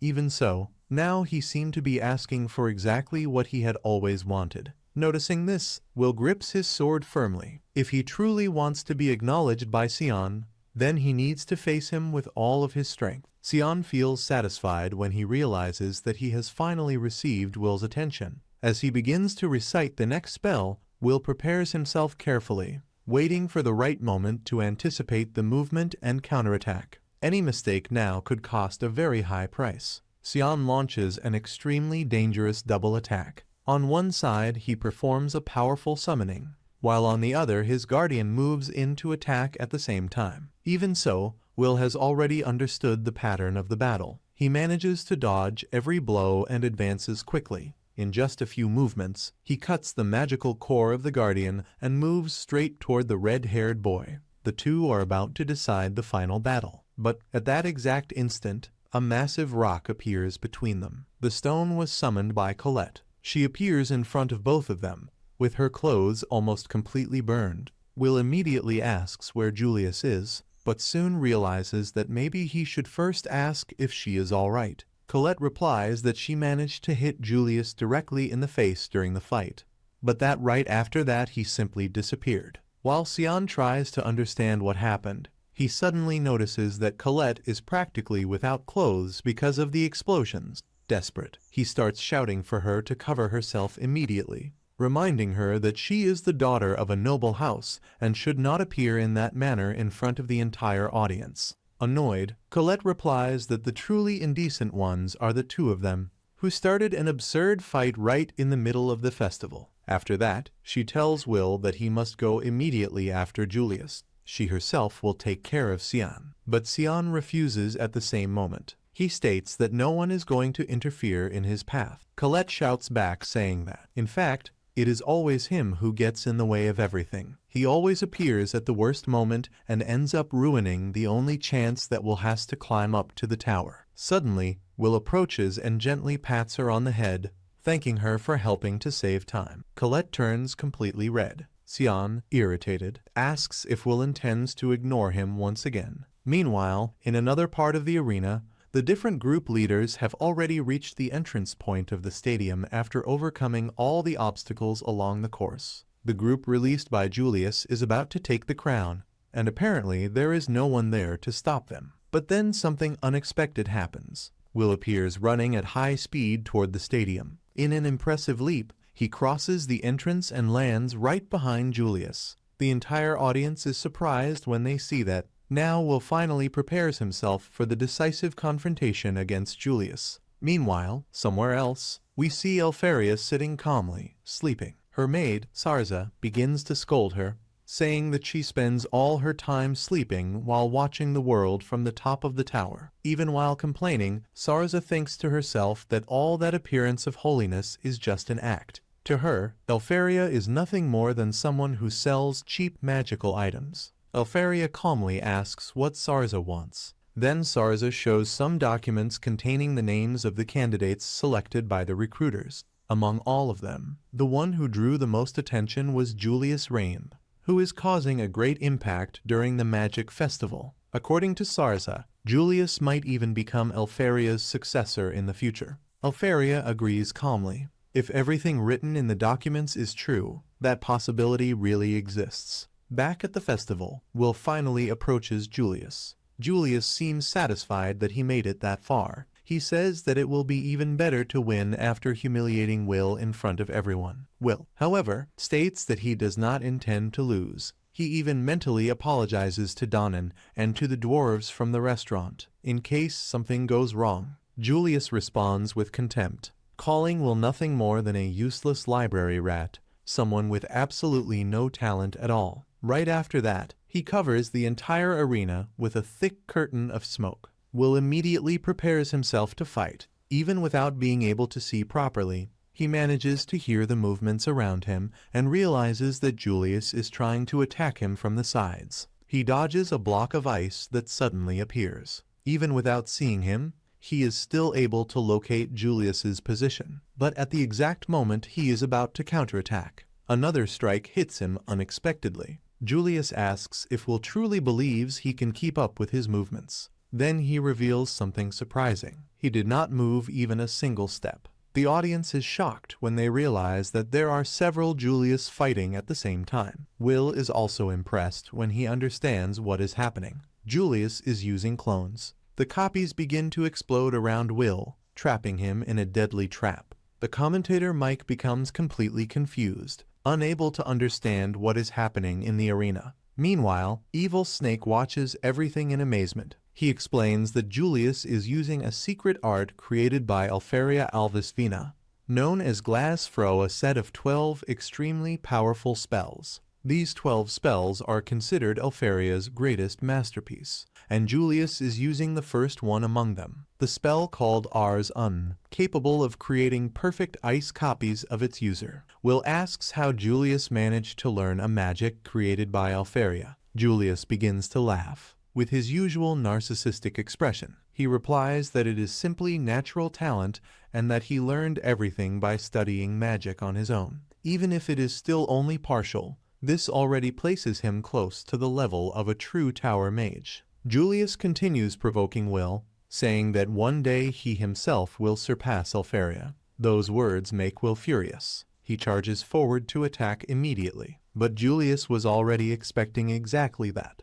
Using his clones, he surrounds Will with an unrelenting sequence of attacks. Soon after, 3 clones join together to form a large barrier, creating a kind of ice cage around him. Julius says that it suits someone like Will perfectly, since he is nothing more than a wild animal. Throughout the entire Colosseum, everyone holds their breath as they watch the enormous block of ice closing in on Will. Mike shouts excitedly, saying that it is incredible. Edward comments coldly that Julius won without even needing to take a single step. For him, that represents exactly what it means to be a true mage. Even so, Julius still does not seem satisfied. He uses acoustic magic to amplify his voice and asks the recruiters what they thought of the spectacle. Then he declares before everyone that his ice magic, inherited from Albis, is superior, and that he will prove himself to be the true successor of Elfaria. The students are shocked when they realize that Julius is capable of using Elfaria's magic. Meanwhile, Iris watches everything in silence. She realizes that Julius arranged all of that just to show off in front of the audience. He deceived Will and carefully prepared the entire situation. But Iris also realizes something else. If Julius does not win now, that entire display might end up turning into a massive humiliation in front of everyone. At that moment, the enormous block of ice begins to crack and soon shatters completely. From within the fragments, Will emerges, standing, as if nothing had happened. He comments that he needs to thank Julius, since the ice magic ended up helping to cool his head. Normally, he loses a bit of control when something involves Elfie. Julius becomes furious upon hearing that. Shouting, he declares that now he will humiliate him in front of everyone. However, Will acts so naturally that it seems like he is not even taking the fight seriously. Julius launches an immediate attack. However, in an extremely fast movement, Will takes advantage of the trajectory of the projectiles and appears behind Julius's 2 allies. With precise strikes, he defeats them instantly, sending both of them to the ground. Meanwhile, he comments that the Rs used by Julius is still incomplete. In the stands, Edward watches the scene irritated, remembering that Will had already used that exact same strategy against him before. The entire Colosseum audience is shocked. No one expected Will to eliminate 2 such strong opponents so easily. At the same time, Julius's clones begin to disappear one after another. The students are completely confused, trying to understand what is happening. Will explains that he managed to interrupt the control of the clones by using Julius's own teammates as a distraction. The magic that Julius uses can only be maintained for a short time, and with his current talent he is still very far from reaching Elfaria, his beloved white-haired mage. Julius is shocked when he realizes that Will understands magic better than he does. Then, Will reveals that he grew up with Yuya in the same orphanage and studied her magic out of admiration. He acknowledges Julius's talent for being able to reproduce that technique, but explains that the spell he used was created by Elfaria when she was only 2 years old and still had many flaws. Shaken and furious, Julius creates 8 clones at once to win through sheer numbers. However, Will remembers that Elfaria used to fight him using 10 clones when they were children. Calmly, he dodges the attacks and destroys all the clones, defeating Julius with a final blow. The Colosseum falls silent for a few seconds before erupting in shock and admiration. Even without magic, Will defeated a powerful genius. In the stands, Iris celebrates the victory. After Will's impressive victory over Julius, everyone believes that he will win the tournament. However, while the others were fighting, Whitnell suddenly appears, grabs the crown, and wins the game,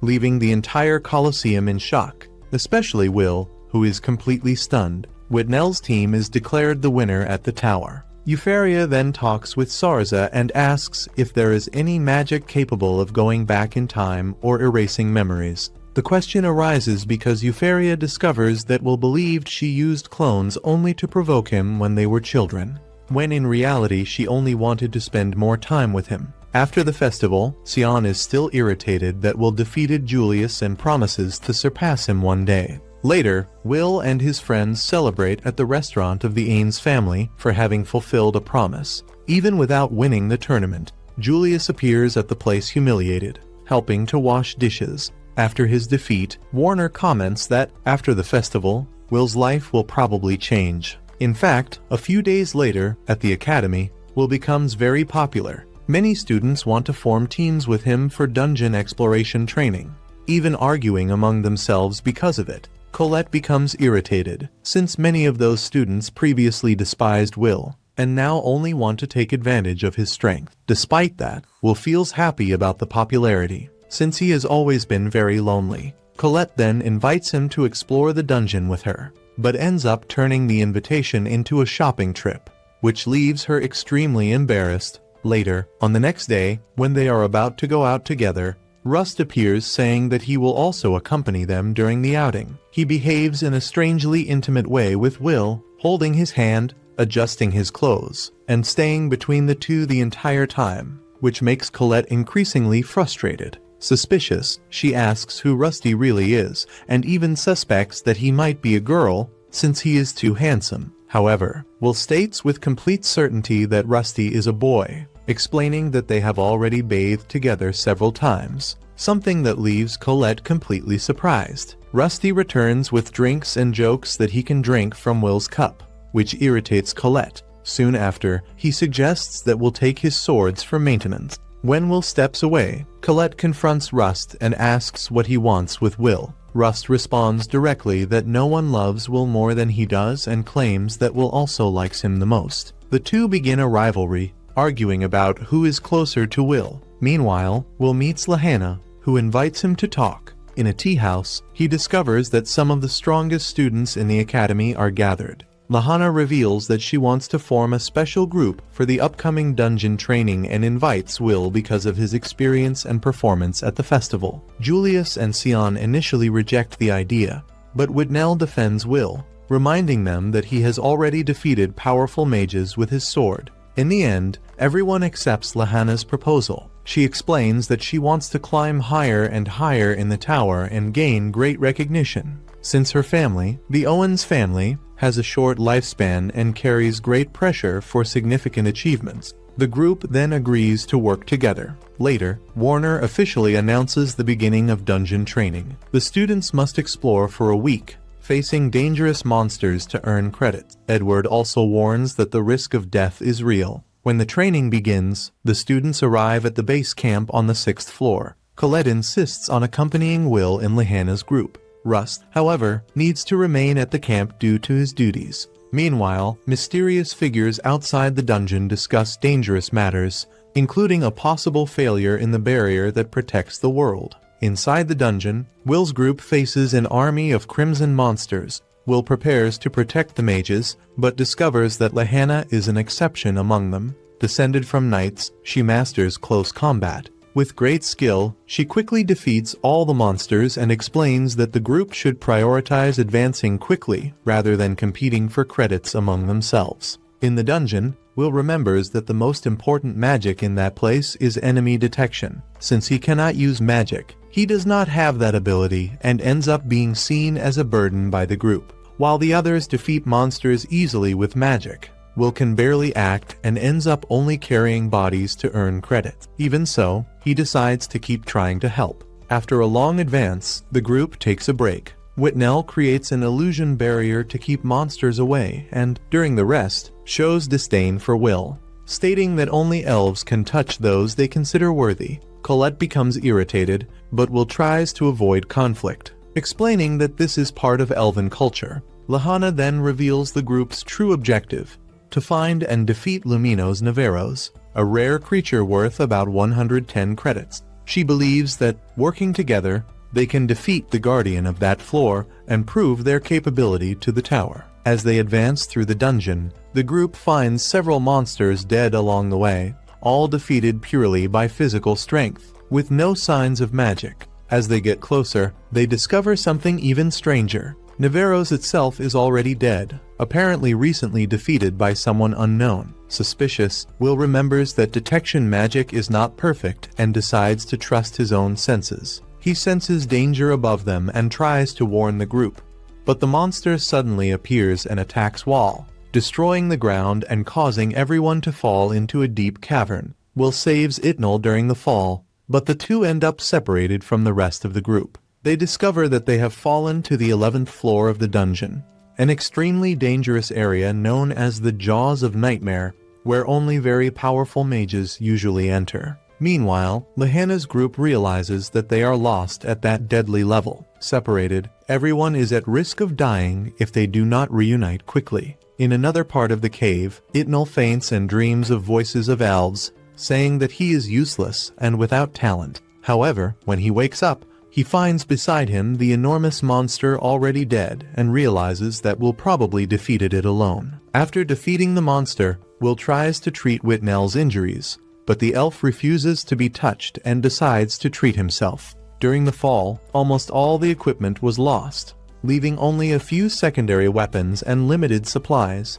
enough to survive for about 2 days. Whitnell believes that the best option would be to wait for rescue, but Will insists that they need to find the others before it is too late. Meanwhile, outside, Warner discovers that something very serious has happened in the dungeon. A monster stampede destroyed one of the camps and killed teachers, in addition to destroying the control devices. Edward then orders the immediate cancellation of the training, suspecting that everything was planned. Inside the dungeon, Will and Whitnell continue advancing. Even without detection magic, Will uses his experience and senses to perceive dangers. Soon, they are surrounded by demonic boars, but Will defeats the monsters with ease, surprising Whitnell. He also explains that these enemies are blind and rely on smell. Because of that, Whitnell's illusions do not work on them. Gradually, Whitnell begins to realize that Will is far more skilled than he had imagined. However, he reveals his frustration. He believes he has no talent and considers himself a failure among the elves,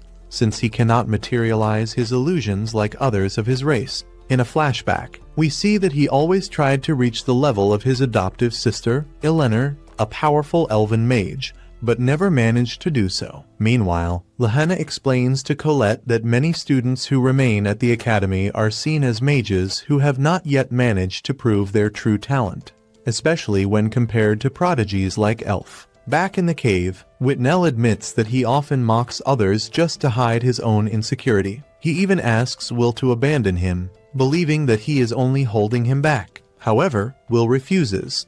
He states that Whitnell is an incredible elf and promises to protect him until he is able to stand on his own again. As they advance, Will continues defeating increasingly stronger monsters to protect Whitnell. Impressed by Will's endurance and determination, Whitnell begins to question why he keeps fighting to save him instead of simply leaving him behind. Will senses that something dangerous is approaching. Soon, several Balkars appear, flaming creatures extremely resistant to physical attacks and common magic. The only magic truly effective against them is the illusion magic of the elves. Will asks Whitnell for help, but he believes his magic is incomplete and useless. Even so, Will encourages him, saying that making mistakes is part of learning, and that they both share the same dream of reaching the tower where Elf is. During the fight, Will cannot defeat the monsters alone and continues insisting that Whitnell believe in himself. Will's words finally reach him, and he decides not to betray that trust. He overcomes his doubts and manages to materialize his illusions for the first time, creating a massive barrier of trees that blocks the monsters. Recognizing Will's value, Whitnell kneels and apologizes for having despised him. Admitting that he is a true warrior, the two then reconcile. After that, Will uses a magic carpet created by Rust, which, with a few drops of his blood, reveals a map to locate their companions. With the help of Kik, who recognizes the scent of Colette and Sion, they decide to search for the rest of the group. Meanwhile, in another part of the dungeon, Julius and Sion face a large horde of evil sentinels. Sion fights with fury, still irritated by his defeat to Will. On the upper floors, monsters also invade the students' camps, causing panic. At that moment, Snape appears and quickly eliminates the creatures, helping the students escape. Afterward, he informs that almost everyone managed to flee, but Lahanna's group is still missing on the 11th floor. Meanwhile, Colette and Lahanna continue lost in the dungeon, marking their path with crystals and almost out of supplies. Lahanna blames herself for putting everyone in danger because of her ambition, but Colette consoles her. Later, Will and Whitnell find Sion and Julius, surrounded by the bodies of defeated monsters. However, shortly afterward, they all come across a terrifying scene. A headless man, carrying the head of a teacher, appears before them. At the same time, Colette and Lahanna encounter the same enemy, accompanied by a hooded figure named Marcy. The pair realizes that something far more dangerous is happening inside the dungeon. Two mysterious enemies reveal that their goal is to destroy the false sky, the great barrier that protects the world. The headless man tries to attack Colette and Lahanna, but Will arrives in time, guided by Kik's sense of smell and the crystals left by Colette. Even so, he is easily thrown aside by the enemy. Before leaving, Marcy calls him, and the man summons a powerful monster, an evil Grand Duke. Using the ancient portal magic of the Magic Queen, the creature, extremely powerful and equivalent to hundreds of thousands of magical power points, attacks the group. The students try to flee, but realize that escaping will be nearly impossible. Will then proposes a plan: defeat the Grand Duke, since eliminating the leader would cause the other monsters to lose their organization. Even thinking it is impossible, his companions decide to trust him, and Lahanna recognizes him as the leader. During the battle, Julius uses clones to distract the monster while preparing a powerful spell based on Elf's continuous casting technique. The attack only delays the enemy, and Lahanna tries to finish it, but is stopped by a barrier. The group falls into despair, and Will, overcome by fear after breaking the glasses that Elf gave him, almost loses his courage. But he rises again and returns to the fight. With the help of Colette, who creates a stone sword, Will manages to cut one of the Grand Duke's wings. Sion also attacks with powerful magic, but the monster remains almost intact. Then, Will remembers the connection between sword and wand and asks Sion to channel his magic through the blade. The sword becomes engulfed in intense flames and releases enormous power. With a single devastating strike, Will cuts the Grand Duke in half, defeating the creature. However, he loses all his strength right afterward. Before they can recover, a massive horde of monsters surrounds the group, and everything seems lost. At that moment, a powerful light appears and instantly destroys all the creatures. When the figure responsible reveals his face, everyone is shocked. It is Aeon Mysterious Oldekin, the sovereign of light and king of magic, wielder of the most powerful wand. Will wonders what he is doing in that place. It seems that Aeon and his exploration team were in the dungeon,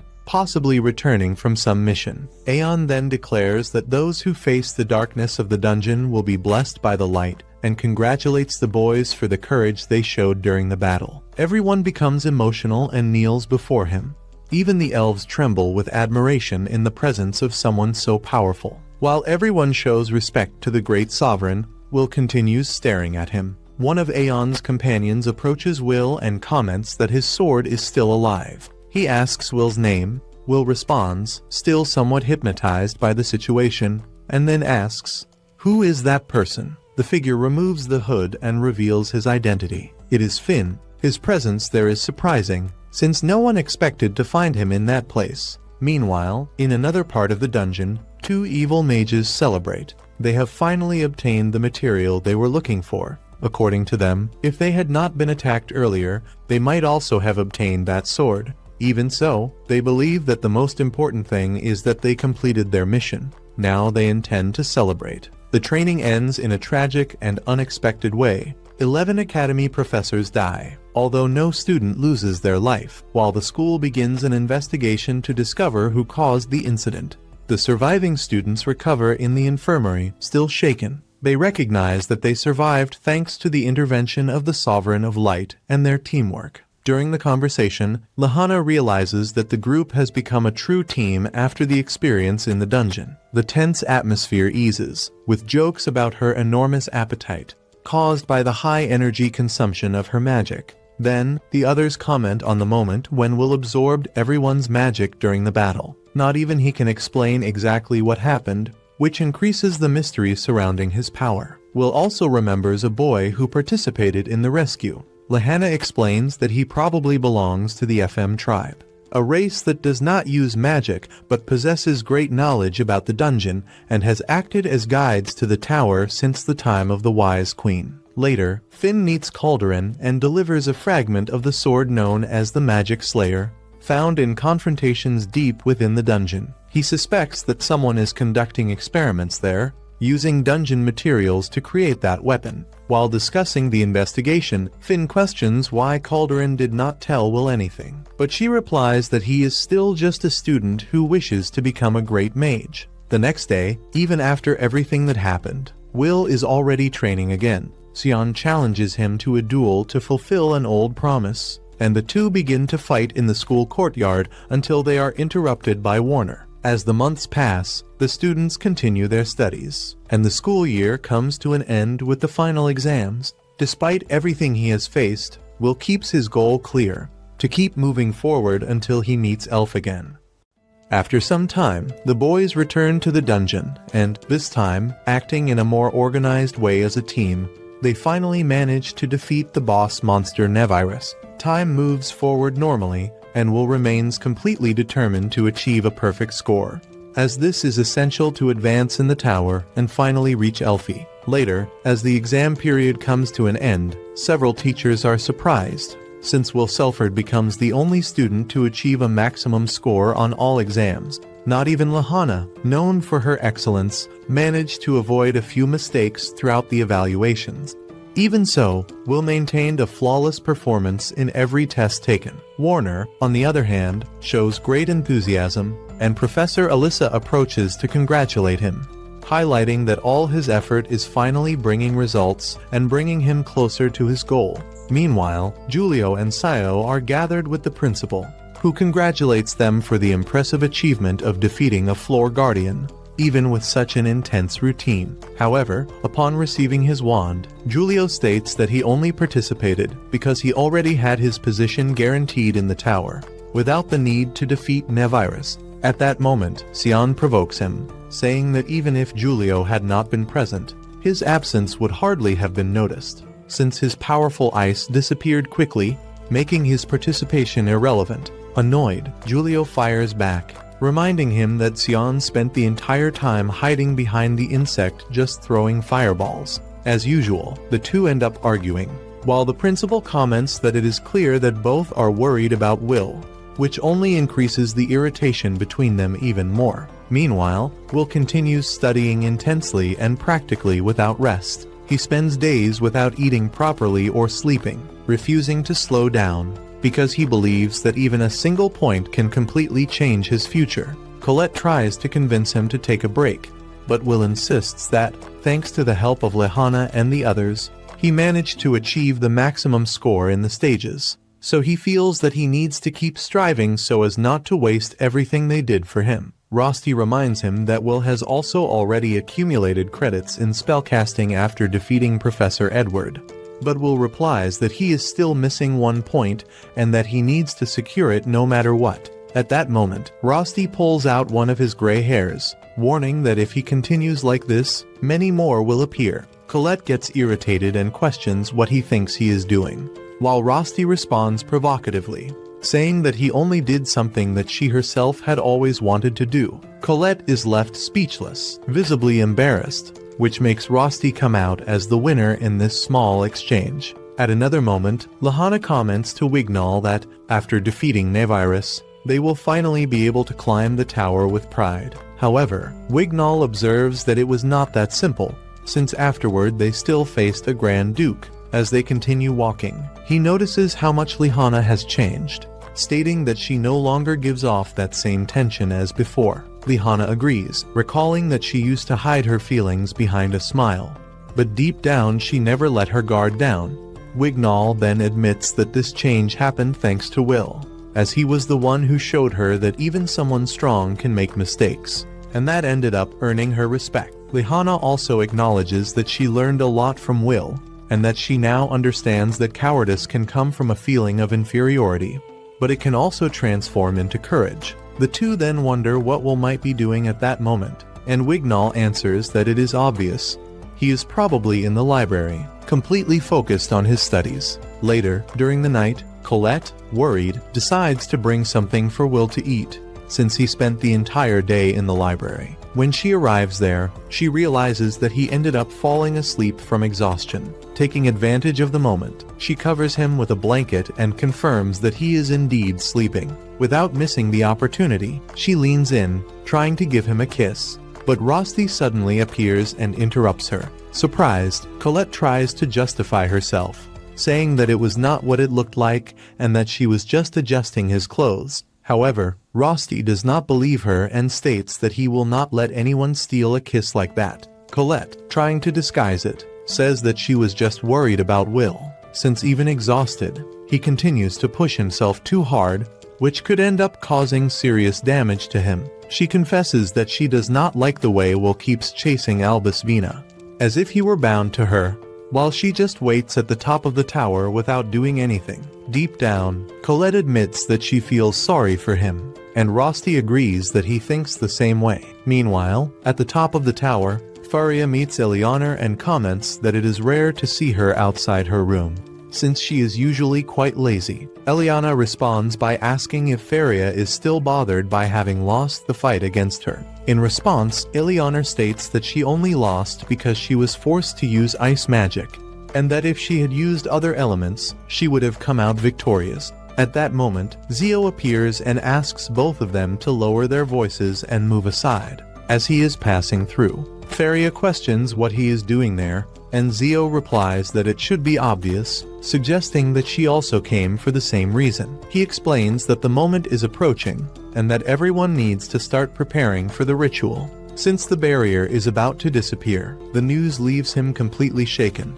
Time passes, and in a garden, Rosti meets him to return his glasses, now repaired. During the conversation, Will shows frustration, saying that it was obvious he would not be able to answer that question. He feels defeated, believing that because of that, he will not be able to fulfill his promise. Rosti hugs him and says that no words will be enough to ease his pain, but assures him that he will stand by his side, no matter what happens. Meanwhile, the principal gathers with Wignall and Lihanna, asking if they managed to find Will, but they answer that they did not. Julio appears criticizing the search for Will, calling him a coward for having run away and saying that students who do not evolve end up leaving the academy. Wignall confronts him and demands respect, but Julio insists that in that place only magic matters, stating that someone who fights with a sword does not belong there. Sion admits that he cannot stand Will and reveals his frustration for not being the one who defeated him. Shortly after, Warner appears and decides to take over the search for Will,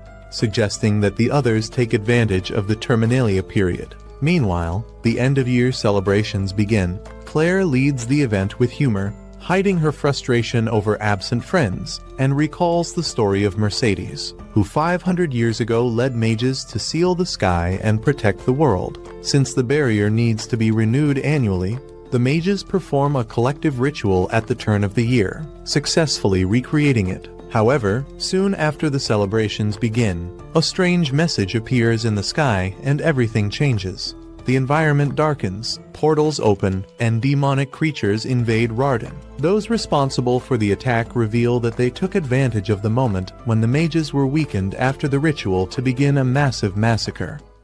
By looking closely ahead, Will realizes that what he is seeing is not something ordinary, but rather magical portal circles, exactly like the ones they had previously seen on the 11th floor of the dungeon. The resemblance is undeniable, and this immediately puts him on alert. as he knows very well the danger that these structures represent and the kind of threat they can bring. Meanwhile, in the city, chaos has already taken over everything, with various different monsters appearing and attacking without any warning or apparent pattern. The streets, once busy, are now filled with panic, and people, completely desperate, begin to question the reason why creatures from the depths of the dungeons are now on the surface, something that should never happen under normal circumstances or under any known control. The scene then cuts to Claire Sarah, who, maintaining her calm even in the face of the critical situation and the despair around her, decides to act quickly and casts her defensive barriers without hesitation.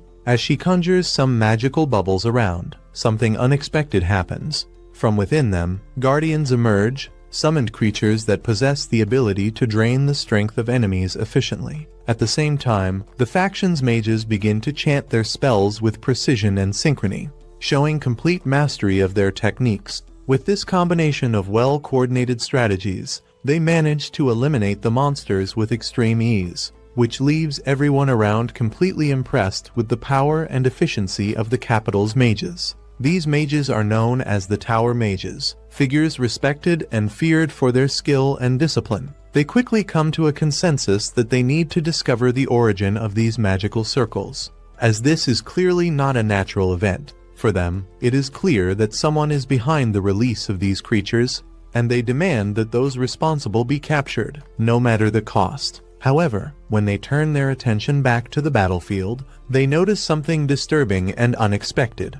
One of the monsters managed to survive all the simultaneous attacks that should have completely eliminated it, even after a new sequence of blows is launched against it. They initially believe that the enemy has been defeated, but soon realize they were mistaken when they see that it is still moving. Everyone begins to attack together, trying to eliminate the threat once and for all without leaving any openings. Claire then shouts for one of the men to retreat immediately, but it is already too late, and he ends up being brutally cut in half in front of everyone. At that moment, Claire realizes something even more alarming and concerning.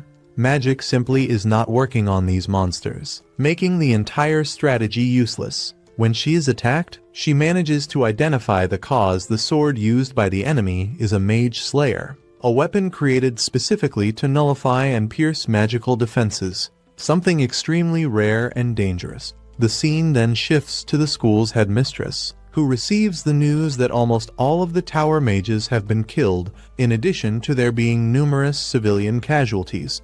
She begins to reflect deeply on the situation, questioning whether this weapon was produced on a large scale for combat and what the true objective of the enemies behind all of this might be. Despite the urgency of the situation, when they suggest that the Academy send reinforcements to the city, she immediately refuses without hesitation. For her, all of this is nothing more than a carefully planned distraction to divert attention from the true target. Her focus is clear and unwavering. The tower must be defended at any cost. The mages present understand that they are the true targets and that they must act quickly before it is too late. The only viable option is to deploy the Grand Barrier, but there is a critical problem. Elfaria's mana is practically exhausted, as is that of everyone else. This is the only day of the year when all mages end up completely drained, which makes the situation even more dangerous. Even without knowing exactly where this threat came from, everyone is certain that the enemies chose this moment on purpose,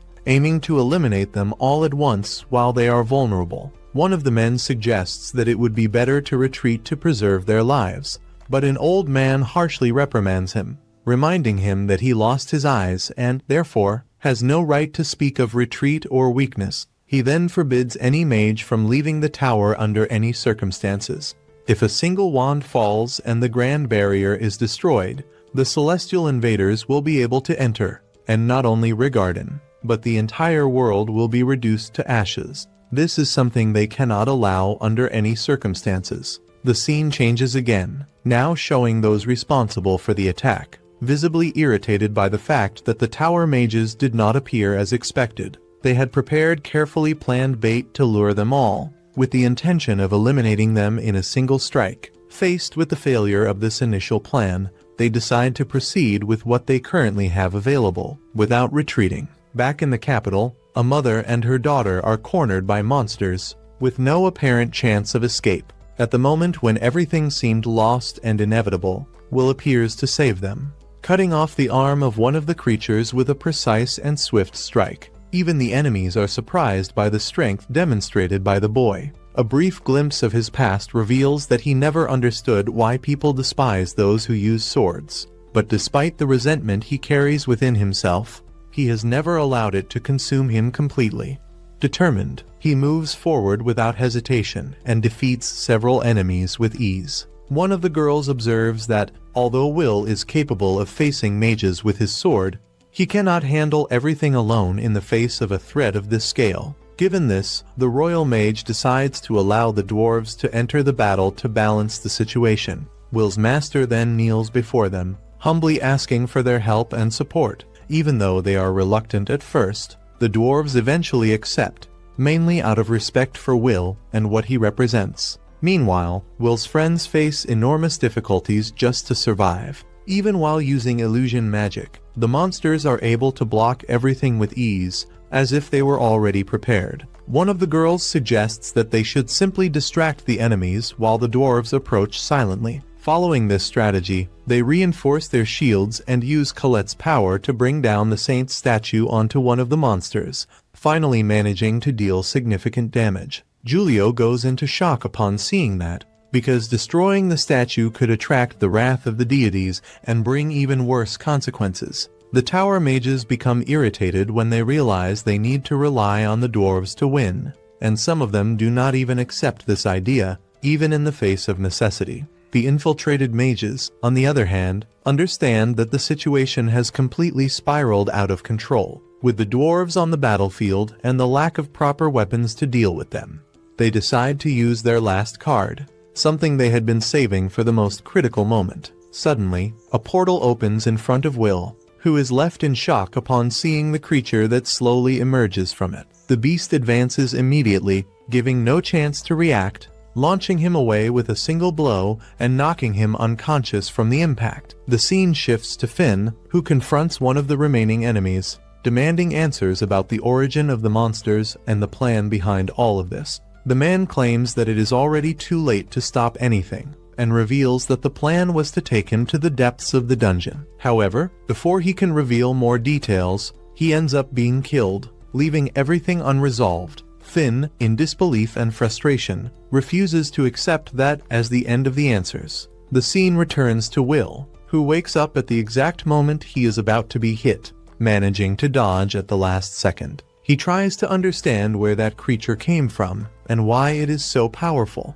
It is Vander, a monster known from the 40th floor, responsible for killing previous generations of mages. The enemies explain that they had to sacrifice 50 of their own men just to push this creature through the portal. Even so, they are satisfied, as they believe this will cause a great impact. Meanwhile, Will fights, but he cannot deal any damage and is constantly thrown around. He saves a comrade, but ends up being slammed violently against the ground. At that moment, the dwarves arrive to help him. After defeating several monsters, they realize too late that they have fallen into a trap. The creature begins to absorb the energy of all the defeated monsters, becoming even stronger. It even goes as far as devouring its own allies to increase its power further. Any attempt to approach is useless, as it creates a shield that repels everyone. With ease, it defeats several dwarves at once, leaving Will completely terrified. The enemies watch satisfied, since magic does not work against this creature. Will finally understands all the monsters were sacrificed to create that beast.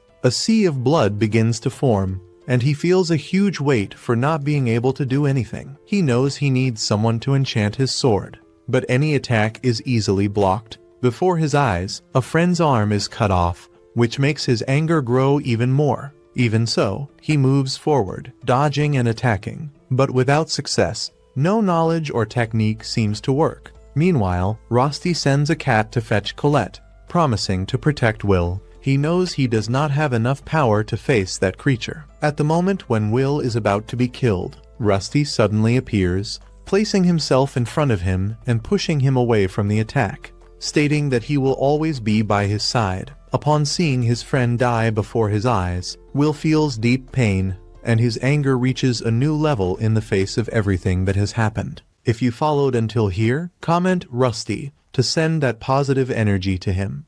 I hope you enjoyed the content, and if you really liked it, do not forget to leave a like and subscribe to the channel to follow more videos like this. Will continues plummeting at high speed, with the wind cutting across his face and the sensation of free fall taking over his entire body. For a brief moment, it seems that there is no more hope, but luckily, his teacher manages to reach him at the last moment and grabs him before the worst can happen, saving his life by a very small margin. Even after being rescued, Will cannot calm down and continues screaming desperately for his friend, as if refusing to accept the situation he is in. The scene then shifts to the group of the Magia Vander, where the atmosphere is tense and heavy. Zio looks around and becomes even more irritated with what is happening. Unable to accept the inaction of the others, Chariot notices his intention and asks where he is going. But Zio responds directly, saying that it should be obvious, since he is heading straight to the battlefield. In his view, everyone there is useless for fighting without achieving results. But those who remain still without doing absolutely anything are even worse. Chariot tries to bring reason to the situation, reminding that Lord Aaron has already made it clear that no one can leave there under any circumstances. He explains that if the Magia Vander are defeated, the Great Barrier will disappear completely, and without it there will be no chance of a future. The celestial invaders will destroy everything without exception, reducing the entire world to ashes. He also emphasizes that even they are at a disadvantage against those creatures, and that the only viable option is to wait until the most important person for everyone manages to recover. Because of that, he asks again for Zio to step back and sit down. Zio, however, does not accept that idea and questions whether Chariot really expects him to act calmly in the face of all that. He states that he would rather send everything to hell than continue there holding a weak wand without doing anything. Faced with that, Chariot decides to act and uses his firepower to prevent him from advancing, demanding that Zio return immediately. He makes it clear that if he does not obey, he will be forced to restrain him by force. The argument intensifies to the point that no one around dares to interfere. Those who still maintain awareness of the situation know that the Magia Vander cannot split up at such a critical moment. At that instant, Lady stands up, breaking the silence, and demands that the master withdraw his orders. He responds coldly, saying that Elfaria should not try to make him change his decision and orders her to sit down again. Even so, she ignores the order and decides to act on her own, determined to protect those she loves, including Will. Before leaving, she warns that if they try to stop her, she will not hesitate to attack as well. The scene returns to Will, who is now consumed by anger and frustration in the face of everything that is happening. The master analyzes the situation and understands that the arrival of Devander caused the complete collapse of the front line, while the surviving Dinnabaros continue pressing and forcing everyone to retreat. Not even the dwarves, known for their resilience, can contain the enemy advance. Faced with that, he believes that Will is the only remaining hope, but Will cannot accept that. He feels completely powerless, remembering how he has already gone through something similar in the past when Elfie was taken. For him, all of this happens because he cannot use magic like the others. Without that power, he feels that he is incapable of protecting anyone, whether Elfie, Rosti, or anyone else. In his mind, he sees himself as nothing more than a failure. Werkner tries to calm him down, speaking firmly, but Will keeps questioning himself, unable to understand why only he cannot use magic. Suddenly, an enemy appears before him and looks at him with contempt, calling him useless before throwing his swords in his direction. The scene quickly shifts to Will's friends, and Kiki immediately realizes that he is in danger. Without thinking twice, she starts running to help him, while Sion follows right behind. Meanwhile, the Headless Man continues conducting his chaotic orchestra, spreading destruction throughout the city. He attacks without mercy, as if everything were just part of a spectacle. Despite showing a desire to go out in search of new victims, he restrains himself, remembering that today his role is only to command. At the same time, the most powerful monster advances slowly toward the tower, as if nothing could stop it. Claire realizes that that creature has a level of power enough to defeat a Magia Vander. but even so she decides to face it. Right after that, the scene shifts again, and the teacher orders everyone to attack the monster, even if that means sacrificing their own lives. The dwarves protest, stating that their people have already been practically destroyed by serving as a shield on the front line. Donan and many others have already been defeated, and now he intends to send the rest to their deaths. Even so, the teacher insists, saying that they need to do this for the children who are still fighting. At another point on the field, a mage runs to protect Gina and manages to defeat an enemy that was approaching. Confused, she asks the reason, and he replies that their lives are worth less at that moment, and that it is the duty of the older ones to protect the younger ones, even if it costs their own lives. Determined, she stands up and orders everyone to advance toward the center of the capital. Meanwhile, the city continues being devastated without stopping, and everyone tries to resist as they can.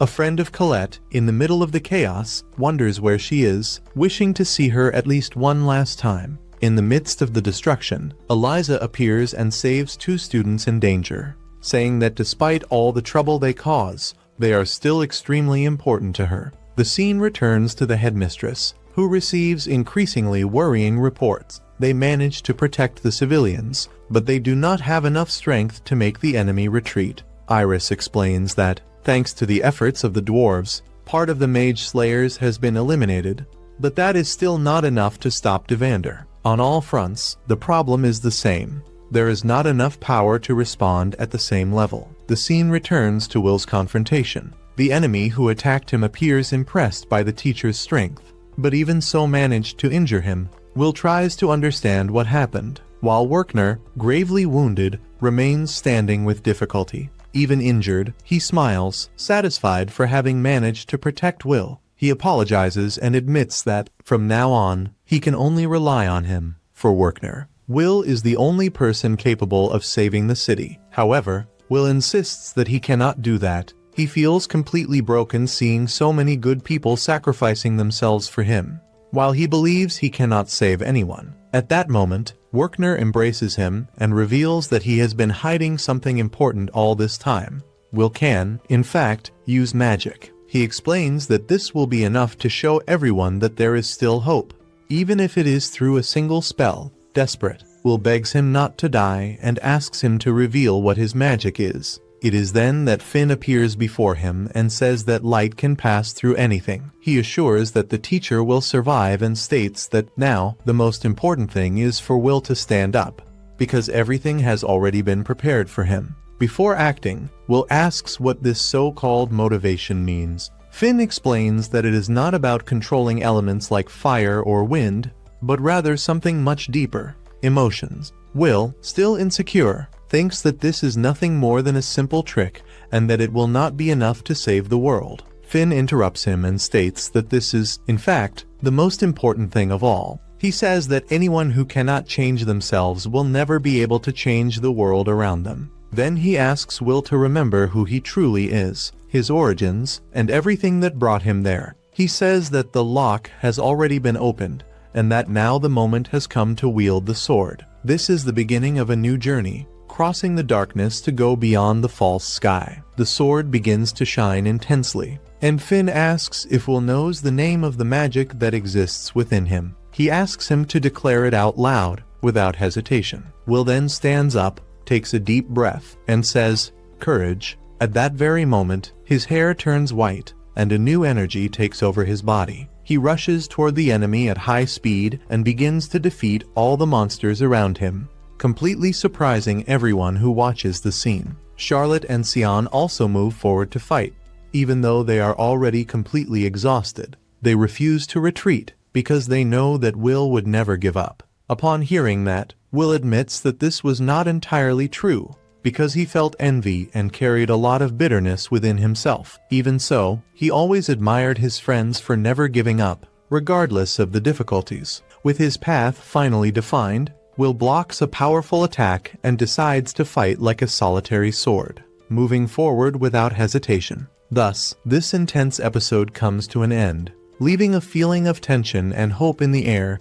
And if this moment also gave you chills, we are shown a bit more about Finn, who appears beside a woman named Mercedes, While she holds a child in her arms, the environment is calm, but the conversation carries an enormous weight. Finn then explains to a person who is sitting in front of them that, despite everything that happened, the tower ended up being saved. With that, according to him, the hope of this world begins to slowly return, even if it is still fragile. Upon hearing this, she responds with some distrust, saying that the so-called doomsday clock might be wrong. For her, this hope is extremely unstable, comparing it to a simple twig that can break at any moment under any pressure. Even so, there is a small relief.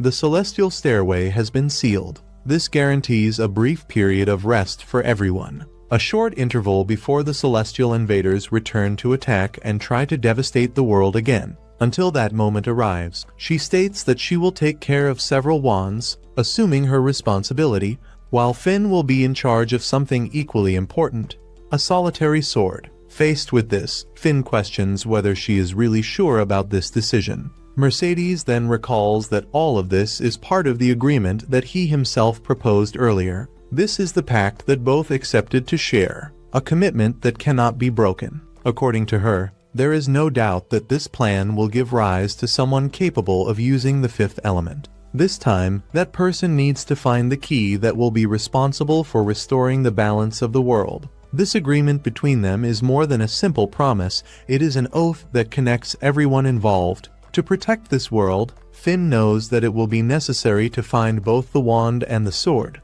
because only the union of these elements will be able to make a difference in the future. Observing everything from afar, Finn reflects on everything that has happened so far. He recognizes that there have been countless twists along the way, unexpected situations and difficult moments. But even so, he managed to reach where he is. Now, he wonders what is to come.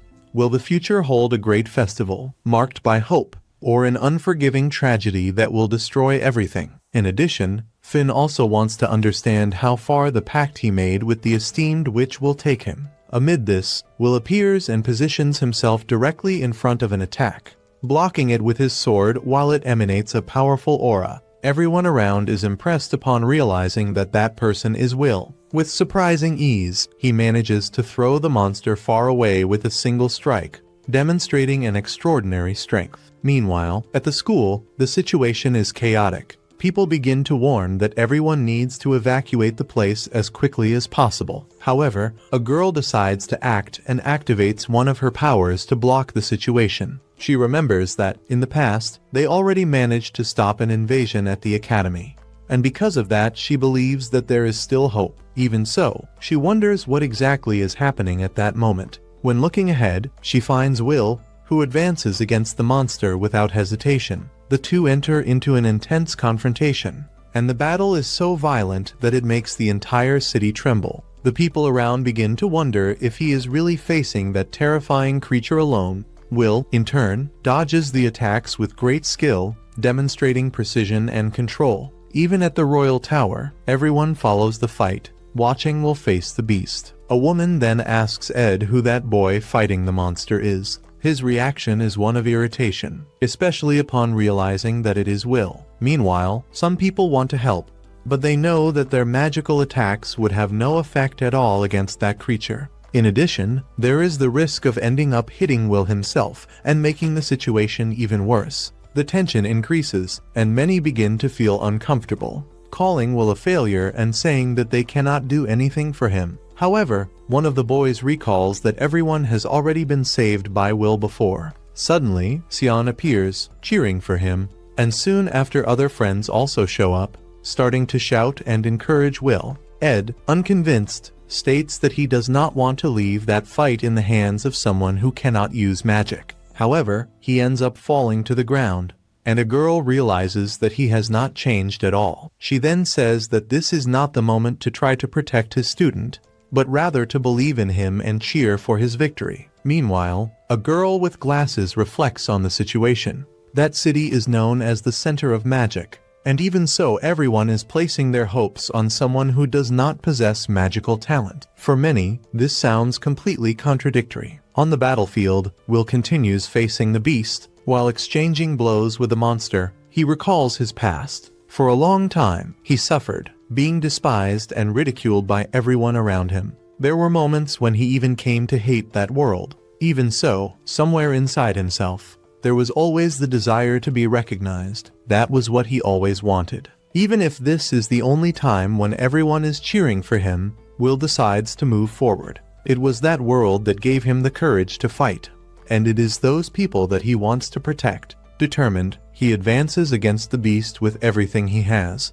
But at the critical moment, his sword ends up breaking. Lady observes the scene and feels that something has changed in Will. At the same time, Elfaria takes a few steps back, while everyone around says that she cannot leave that place. However, that never crossed her mind. In a decisive move, her mana overflows and she throws a sword toward Will. Because of that, his power increases drastically. With Elfaria's help, Will manages to form a new weapon called Albis Wise. Sion recognizes that that sword is similar to the one used by the Grand Duke. It is a special weapon, capable of absorbing spells. Even so, everyone remembers that magic normally has no effect against that beast, no matter how powerful it may be. Even so, with a precise strike, Will finally manages to injure the monster. Meanwhile, the invading mages fall into despair, questioning what is happening and how he managed to overcome the creature they brought. At the tower, everyone watches impressed by the power demonstrated by Will.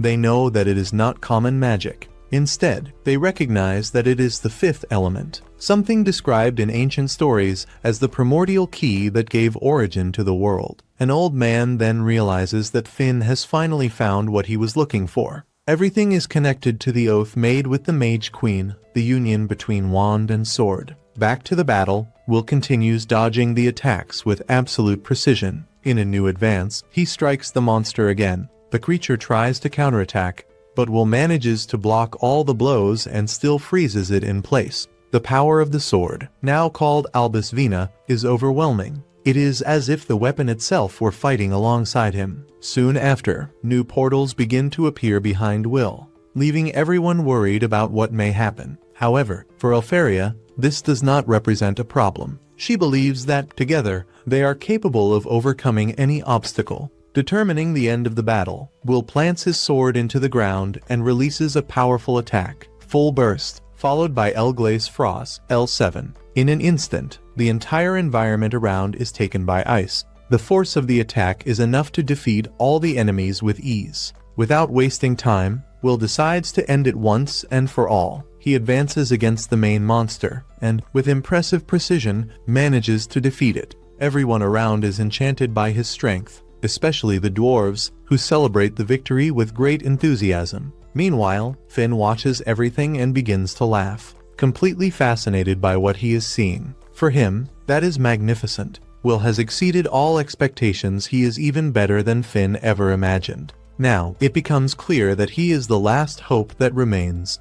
Finally, Finn apologizes to Mercedes for the delay for all of this to happen. He admits that it took him 500 years to reach this moment, all because of a miscalculation. Even so, the waiting time has come to an end. The long prologue finally comes to a close. The curtain rises, marking the true beginning of everything. From now on, the definitive union between the wand and the sword begins. If you made it this far, comment wand and sword so I can be sure that you followed everything until the end. This also helps a lot to strengthen the community and shows that you really enjoyed this journey so far. And so we reach the end of the episode that so many people were waiting for, full of intense moments, twists, and important revelations for the future of the story. I truly hope that you liked this episode and everything that was presented. If you enjoyed the content, do not forget to leave a like, because that helps a lot with the promotion. And of course, subscribe to the channel so you do not miss the next videos and keep following everything that is coming ahead. The story then returns to 3 years earlier. At that moment, everyone becomes completely amazed as they witness real rain falling from the sky. Many people begin celebrating, since the mages were capable of even controlling the weather through their powers. Will watches everything from a distance and becomes fascinated upon realizing how far away the tower is. To him, it seems impossible to imagine any way of reaching it someday. Even so, he wanted to remain by Lady's side despite not being capable of controlling even a single drop of water. While staring at the sky, he begins wondering whether he will truly be able to meet her again someday. Suddenly, a boy appears beside him saying that he will end up catching a cold if he keeps standing in the rain like that. The boy introduces himself as Rosti. He explains that he dreams of becoming a great craftsman and reveals that, starting from that day onward, he will become Will's classmate. In addition, he says that he would really like to become his friend. Meanwhile, Will is accompanied by the teacher, who manages to bring him back to normal. Finn quickly realizes that she has already mastered the legacy left behind by the Mage Queen. He understands that it is thanks to her efforts that Will is still capable of remaining at the academy. Because of that, he knows that she must continue guiding and supporting the boy from that point onward. The editing of Will's memories appears to be functioning correctly. In that way, he will be able to return to being the person he always was before. Even so, Finn continues wondering what exactly Will might be seeing at that moment. The scene then shifts to the professor, and standing before him are Claire and Ed. Ed calls him an idiot for continuing to ignore his own injuries, commenting that he has not changed at all since their school days. Claire understands that he is immortal, but she still believes that he should take a little better care of himself. Without fully understanding the situation, he asks where he is. Eliza responds that they are in the school infirmary. She explains that he had collapsed on the academy rooftop the previous night, so she decided to bring him there. Extremely excited, Eliza celebrates the fact that he has finally awakened. Claire, however, comments that she seems far too cheerful for a rookie vampire. While the two of them begin arguing, Werkner immediately asks where Will is. Ed tells him to calm down, explaining that the boy is currently being taken care of by Wright. According to him, if they leave everything in the teacher's hands, things will certainly work out in the end. The scene changes once again to the teachers, who celebrate the fact that Werkner is all right. Everyone is also happy after discovering that Will be able to return to school, especially because he was the one who worked the hardest during the battle. However, Julius interrupts the celebratory mood and calls everyone idiots. He explains that Will possesses an absurd and incomprehensible power, so there is no need to keep treating him like someone helpless. The others become confused and begin questioning why Julius is acting that way. Julius responds that he does not want to be reminded of the person he used to be in the past. In addition, he claims that everyone there underestimated Will until very recently and were now completely changing their attitudes in the most convenient way possible. In his eyes, everyone had ended up becoming corrupted, just like the old elf. At that moment, the elf himself appears and states that the stubborn one in the situation is actually Julius, even if Will was unable to resolve everything on his own.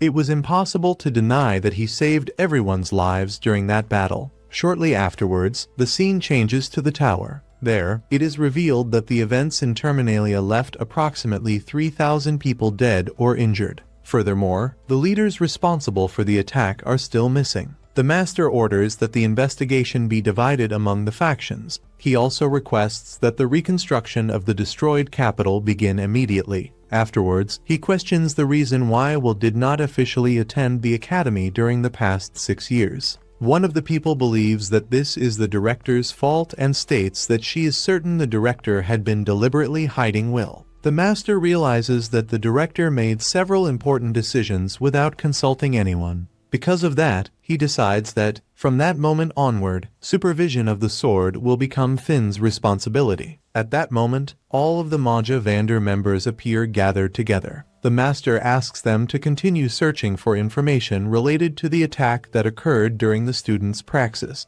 The investigation must include the capital, the dungeon, and even the inside of the tower itself. If he had to make a guess, he believes that everything is somehow connected to the great battle that took place 10 years earlier. That causes everyone to remember the destroyers who, in the past, nearly brought the magical world to ruin. One of them asks whether there is any possibility that some survivor from that disaster might still be alive. The elf girl replies that such a thing should be impossible, since her people fought desperately to contain those creatures. However, one of the others reminds her that she did not even participate in that battle and asks whether she plans to run away to the forest again like she did before. Irritated, she immediately attacks the man, destroying a large portion of the surrounding area. Another girl comments that she has completely lost the desire to continue participating in the Magia Vander meetings. When the two of them were just about to start a real fight, the master interrupts them both and orders them to stop immediately.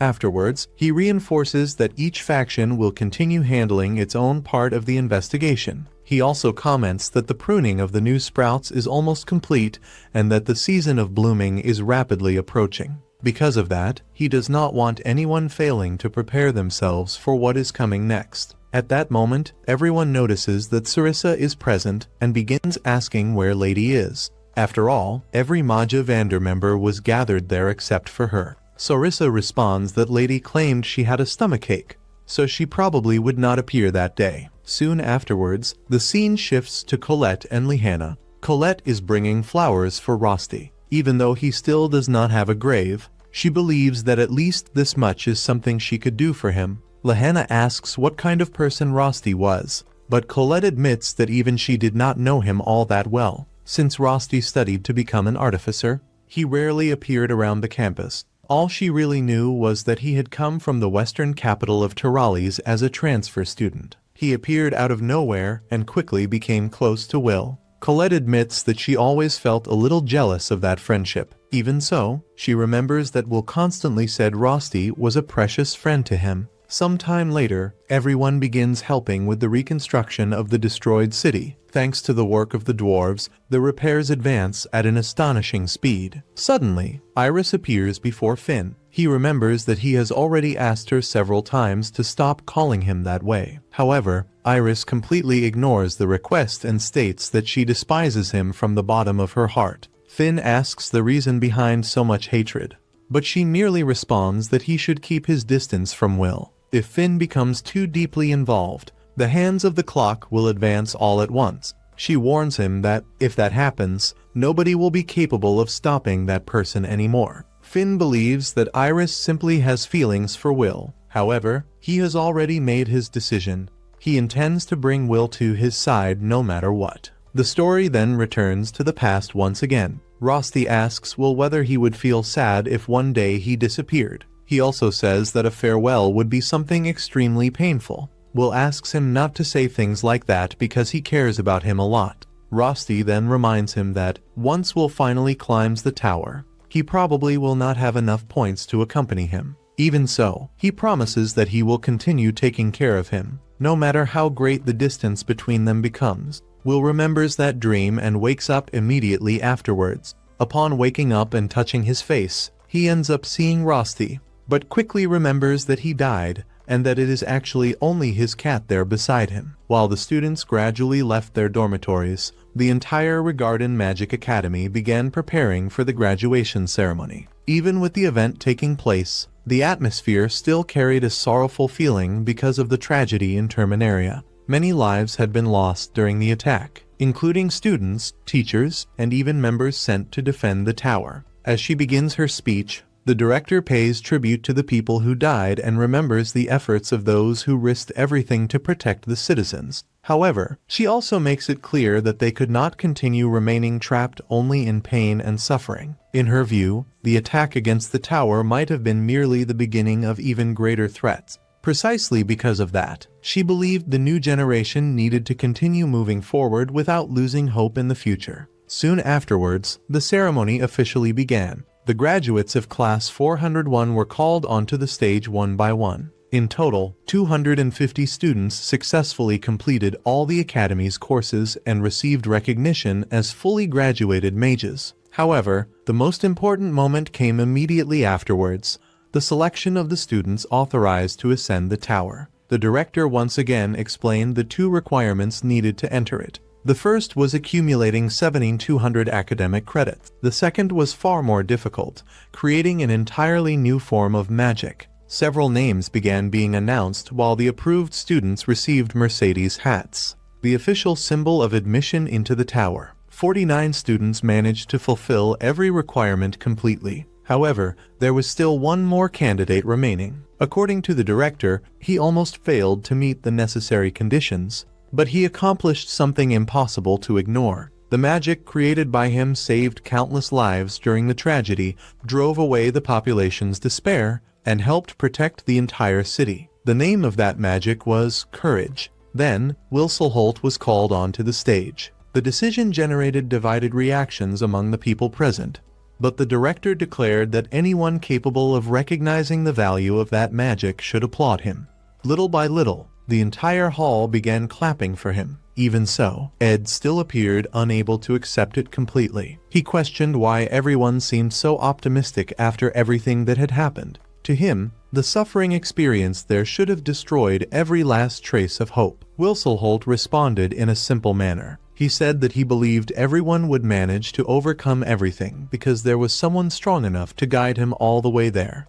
A frightening, yet kind teacher. After that, the ceremony finally came to an end. The 50 chosen students received official approval to advance toward the tower. During the closing speech, the director reminded everyone that their generation would face difficult times from that point onward. Many obstacles would still appear, and every one of them would need to overcome new trials. Even so, she wished for all of them to continue moving forward without falling into darkness. While the students celebrated the beginning of a new chapter, someone observed everything from afar. For certain people, that moment marked the true beginning of a new era, and amidst so many losses, fear, and uncertainties, some still continued believing that it was possible to change the future with their own hands. In the past, when they were still children, Elfaria used to tell Will about the sunset that existed beyond a great tunnel. She said they would have to face many dangers to reach it, and because of that, both of them needed to master many kinds of magic. Even though Will felt weak and insecure beside her, Elfaria made it clear that she would never move forward without him at her side, saying that she wanted to achieve that dream together with him. 5 years later, in the present, Will is finally heading to the tower where Elfaria is. The chosen students gather at the Les Ale boutique to receive new special cloaks connected to the colored glory, the symbol of the High Mages. While trying on the uniforms, several students praise the quality of the clothes, but they notice that Julius is acting strangely irritated. They soon discover that practically every student has already received invitations from factions within the tower, except for him, which explains his concern. Meanwhile, Will visits Donan at the forge and receives a new sword called the Silver Wizard, rebuilt from the old destroyed blade. The new weapon is still capable of cutting through magic and can also amplify magical energy. Donan refuses to charge anything for the work, treating the sword as a gift in gratitude for everything Will has done. After that, the 50 students head toward the tower, where they are welcomed by Claire, a very lively high mage. She opens the enormous doors of the place and introduces the tower as both a paradise of magical research and an academic hell. As he steps inside, Will remembers that he only managed to come this far thanks to Rosti's help, since Rosti guided him to that point and brought him closer and closer to Elfaria. Despite the initial excitement, the students become confused as soon as they enter the place, since the interior appears completely empty. Without explaining much, Claire simply activates magical access through their names, unlocking another door using a new spell. Right after that, everyone notices that the ceiling has begun to open. Not only that, but the very floor beneath them starts rising slowly, making the group realize they are being taken to another level. A short time later, they finally arrive at the first level of the tower, known as the Colorless Garden. The sight leaves everyone completely astonished. Inside the tower, there is an entire colorless city with its own sky, horizon, and even light. There is even a castle floating in the middle of that gigantic place. The space is so vast that some begin to wonder whether they are truly still inside the tower. Claire then officially welcomes them to the Colorless Garden and explains that when outsiders mention the higher institute, they are usually referring to the facilities on that floor.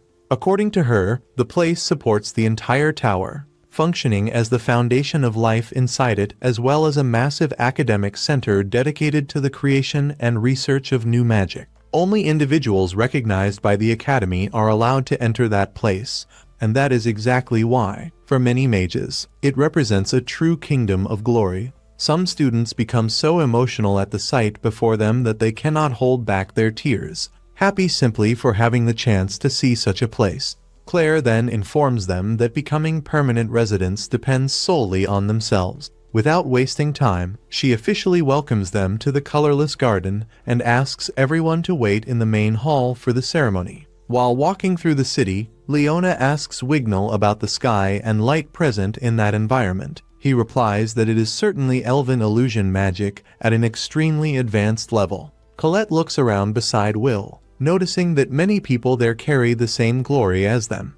Excitedly, she comments about a Mori garden apparently filled with incredibly rare magical herbs, as well as an area dedicated to experiments involving magical creatures. Overflowing with excitement, Colette practically jumps for joy as she declares that the place truly represents the pinnacle of magical research. She admits that it might be late to say it, but she finally feels like she has truly become a high-level mage. W agrees with her and comments that everything feels like a dream coming true. Shortly afterward, CET casually mentions that there is even a crepe shop inside the place. However, the moment Leena hears that information, she completely freezes. Without thinking twice, she activates Sick and uses the spell Lisol de Duba Algis. In less than a second, she rushes at high speed toward the shop and immediately orders 5 crepes to go. A little later, Colette drags her back to the group while complaining that they are still in the middle of the entrance ceremony and that it clearly was not the time to go buying food.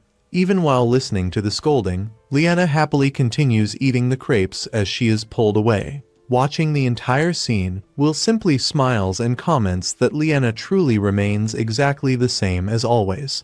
Wignall agrees and comments that seeing Leena acting that way even brings a certain sense of comfort at that moment. While Will enjoys watching the whole situation, Scene walks past him and warns him not to create too many expectations, because the tower is far from being the friendly place they imagined. At first, Will does not really understand the reason for the warning, but he soon notices the cold and judgmental gazes of the high mages directed at all of them. After walking for some time, the group finally arrives at the pruning ceremony hall, where the representatives of each faction were already waiting for the students. Colette quietly admits that the way those mages stare at everyone there is genuinely frightening. Among the figures present was Kraut Harl, director of the Higher Institute and also leader of the Colorless Garden. As soon as all the students enter the hall, the Magianders finally decide to appear before them. Most of the students become excited to see them in person. Wignall smiles upon spotting Eleanor among them, but she simply looks away without responding to his excitement. Even so, he also shows happiness at finally reuniting with Aria.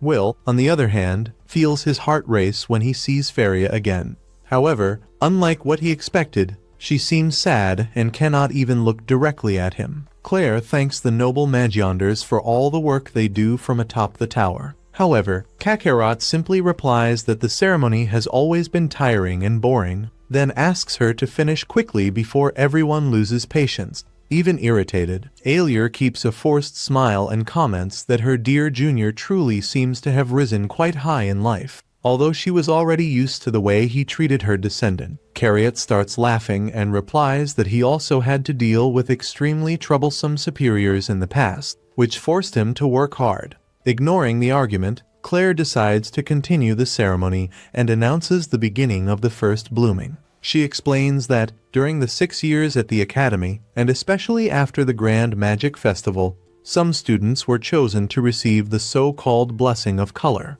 At that very moment, all the Magianders raise their wands, and the glories worn by several students begin to change color. Sion notices that his glory turns an intense red, while Colette's takes on a dark brown shade. In addition, the brush symbol on her uniform transforms into the emblem of the Earth faction.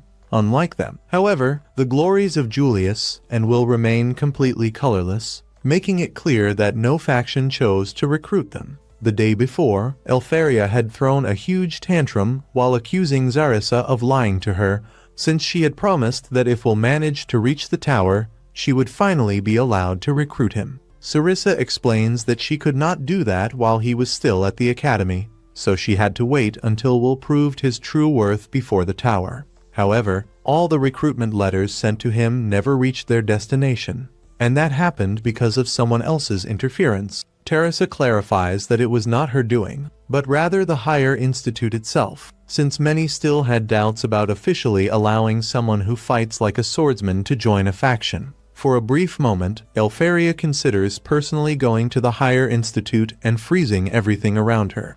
Darius quickly asks her to calm down and explains that if Will proves his worth during the first blooming, Kratz and the others will inevitably accept him. After all, the tower operates as an extreme meritocracy. If Elfaria recruited him now simply because she wanted to, it would end up destroying the image everyone has of Will Serfort. As someone extraordinary, he must earn the recognition of the entire tower with his own hands. In addition, Darius assures her that Claire will handle the issues involving the other factions and the necessary procedures. After hearing that, Theo finally calms down, because she knows that Will certainly be able to overcome that challenge. Back in the present, Claire informs the chosen students that the blessing of color already represents a great honor on its own, and that the factions are now officially waiting for them. While the selected students walk toward their respective groups, she turns her attention to those who remained colorless. According to Claire, the colorless are considered useless within the tower. Only mages tied to a faction can reach the upper floors, while the others remain trapped forever on the first floor, living merely as secondary pieces that support the tower's great and exceptional witches. Julius was already aware of that reality and comments that there is a dark nickname for the tower, the Graveyard of Wands. Even so, Claire explains that everyone who managed to reach that place will still have one opportunity. They must prove their worth at that very moment, and perhaps they will be recruited by a faction. She then declares that this is the true main event of the first blooming. If they have not managed to show their brilliance until now, then the time has come to reveal their colors and bloom before the tower. As soon as Claire announces the beginning of the test, several monsters immediately appear before the colorless students. She explains that there is only one rule inside the tower: prove your own worth. The task seems simple. They only need to defeat those creatures using whatever techniques or magic they have mastered. Claire even advises the participants to use flashy spells and fight without holding back if they want to impress the faction. Despite the apparent simplicity, many students begin struggling because their magic simply does not work against the monsters. Kirat then explains that those creatures are called Soctonia and were created by the tower itself as guardians of the first floor. Taking into account the individual power of each one, they are equivalent to upper mid-level dungeon monsters, each worth around 30 credits. For newly graduated academy mages, defeating them would normally be impossible, since their double shields reflect practically any superficial magic. Even so, Julius instantly defeats two Soctonias using his magic, showing that his strength has evolved tremendously since the Grand Magic Festival. Chris even feels pressured upon realizing that Julius can already control Faria's cloning magic at that level. Erwin Oris, leader of the Wind faction, admits that Julius is clearly above the other participant. Monica Orphan, assistant of the same faction, comments that someone with that kind of talent would be an immediate reinforcement if he joined their group. Even members of the Darkness faction do not understand why someone so skilled still has not received a recruitment offer. Julius continues trying to attract attention, proudly claiming that he is a true genius for mastering cloning magic, in addition to being a talented and handsome young noble. However, no matter how much he tries to impress Elfaria, she completely refuses to even look at him once, mercilessly wounding his pride. Yoli believes that this happens because of the Grand Magic Festival, since Julius was extremely rude to the talentless girl. However, Sarisa comments that Will has been attracting a lot of attention as well, although in a controversial way, since he apparently was only dodging the Soctonia's attacks. Even so, Lion and Collet realize that he was not running away, but carefully analyzing the enemy's attack patterns. While fighting, Will understands that Elfaria seemed sad because she could not recruit him into her faction, but he decides to continue following his own path in order to reach her through his own strength. After observing the creatures long enough, he finally counterattacks, defeating a Soctonia with a single strike. Everyone becomes impressed by his speed, strength, and ability to predict the monster's movements.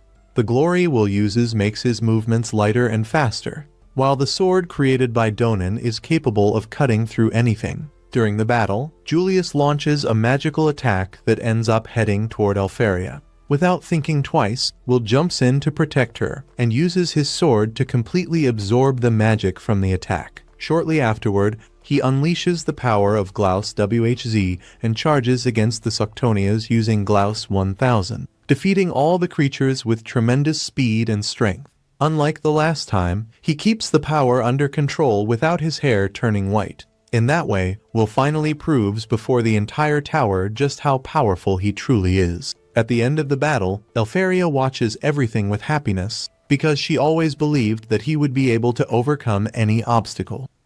Everyone was left in shock after seeing Will defeat all those robots by himself. The crowd immediately began talking non-stop, trying to understand what he had just done, since he had used blizzard magic together with a wind sword. Little by little, everyone realized that this was the same Will who had appeared during the Terminalia incident. Soon after, Elfaria was the first to invite him to join her faction. Will's friends were amazed to discover that he had been invited by the Ice faction. But it did not stop there, because shortly afterward the Fire faction also showed interest in him. Before long, everyone realized that Will had received invitations from every faction.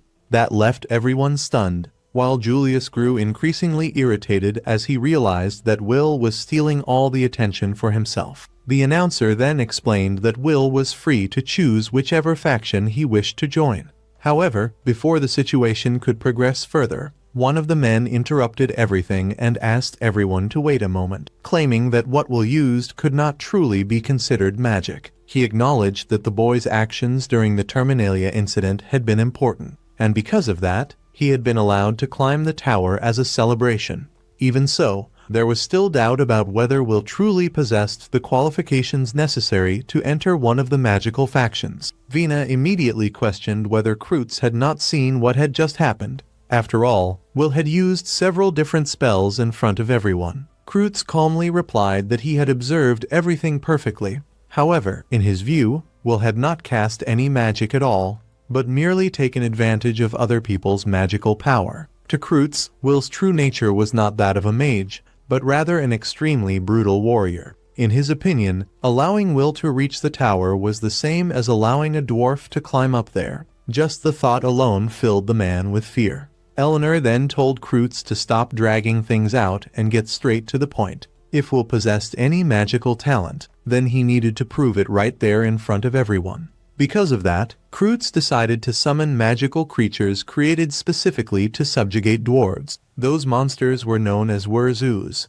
He asked everyone to watch carefully and demonstrated how to defeat one of them easily with a single magical strike. According to him, even weak magic was enough to destroy those creatures, because their slimy bodies could only be affected by mana. In other words, someone incapable of generating mana would never be able to defeat them. Will immediately charged forward and sliced the creature in half, but the monster simply regenerated moments later. Kreutz explained that physical attacks were completely useless against that species. One of the Magia Vander quickly spoke up, stating that Kreutz was telling the truth. The tower represented the absolute pinnacle of the magical world, and a sword incapable of using magic on its own would never be allowed to advance. Even after hearing that, Will continued attacking over and over again, but none of his strikes seemed to work. Even so, he knew that monsters of that type usually hit a core inside their bodies.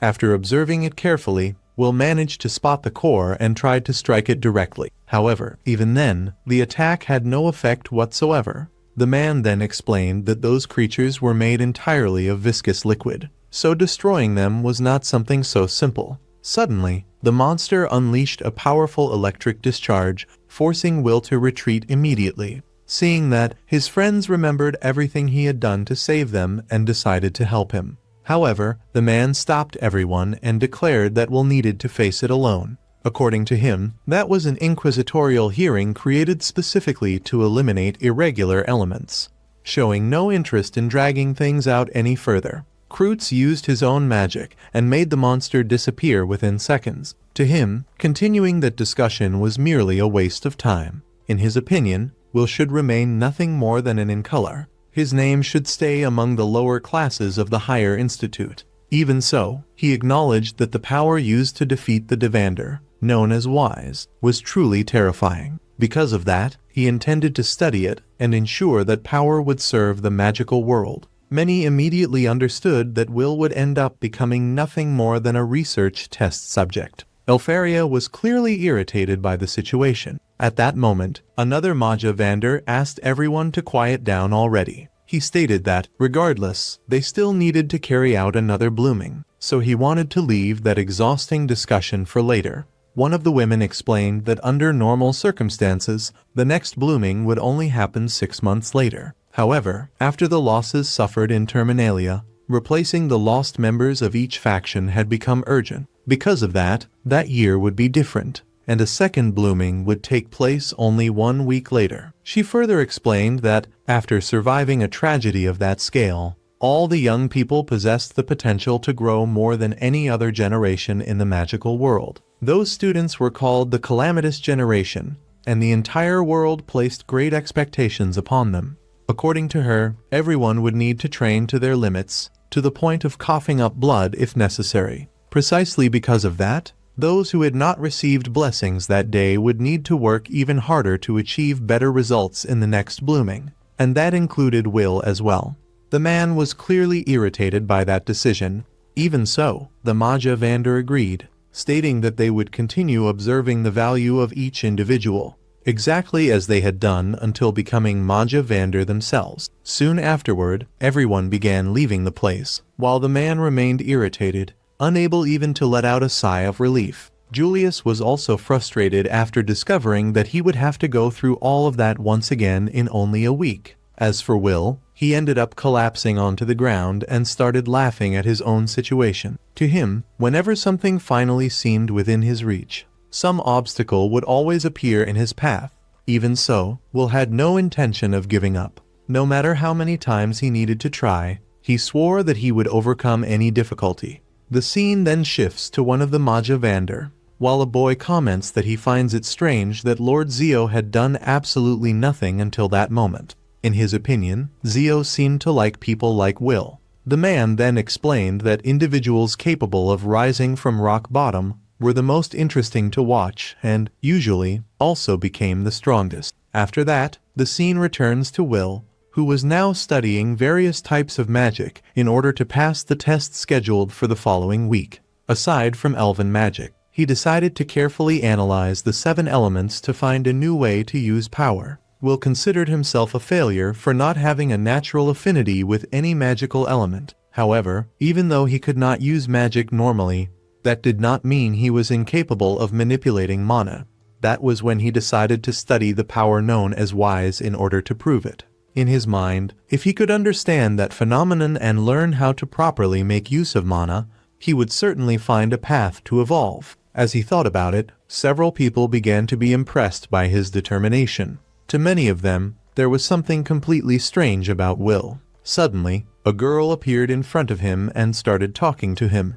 Will immediately remembered that she was one of the girls who had spoken to him after the Grand Magic Festival. The girl then introduced herself as Emma Clever. She explained that everyone was planning to go to the dungeon before the next blooming. According to Emma, the group had already received official permission from the Higher Institute. She continued by saying that they were all becoming high mages, so they now had permission to descend beyond the 10th floor of the dungeon. In addition, they believed that facing the Guardians would be the best way for everyone to train together. The group wanted to join the Fire faction and follow in Sion's footsteps. They also knew that doing so would not erase the mistakes and failures of the past, but they still wanted to keep moving forward. After hearing everything, Will decided to accept the invitation. However, before they could continue the conversation, Julius suddenly appeared saying that he wanted to train together with Will. He stated that playing around and making friends was not what Will needed at that moment. The most important thing right now was learning how to control the power called Wise. Because of that, Julius decided to help him personally.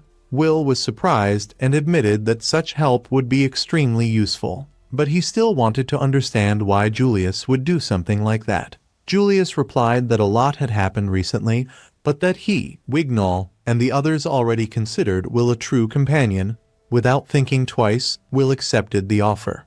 Even so, Julius had his own interests. He intended to help Will because he knew Elfaria would eventually see all of it. To him, earning points with her would increase his chances of entering the Ice faction. Julius intended to take as much advantage of Will as possible and would do anything necessary to join that faction. Without wasting any more time, Julius told Will to stop stalling and begin the training immediately. The scene then shifts to the two training together. Will manages to charge his sword and asks what he should do next. Julius then explains that the monsters used in the training were low-level guardians. However, if they were filled with enough mana, they would not disappear easily even when struck by magic of the same element. From that moment on, Julius wanted Will to learn how to carefully control his energy consumption while fighting and moving. According to him, that would be the first step toward preventing the Guardians from being destroyed too quickly during training. Julius then decides that he will make Will learn how to use Wise in a way that allows him to activate that power on his own.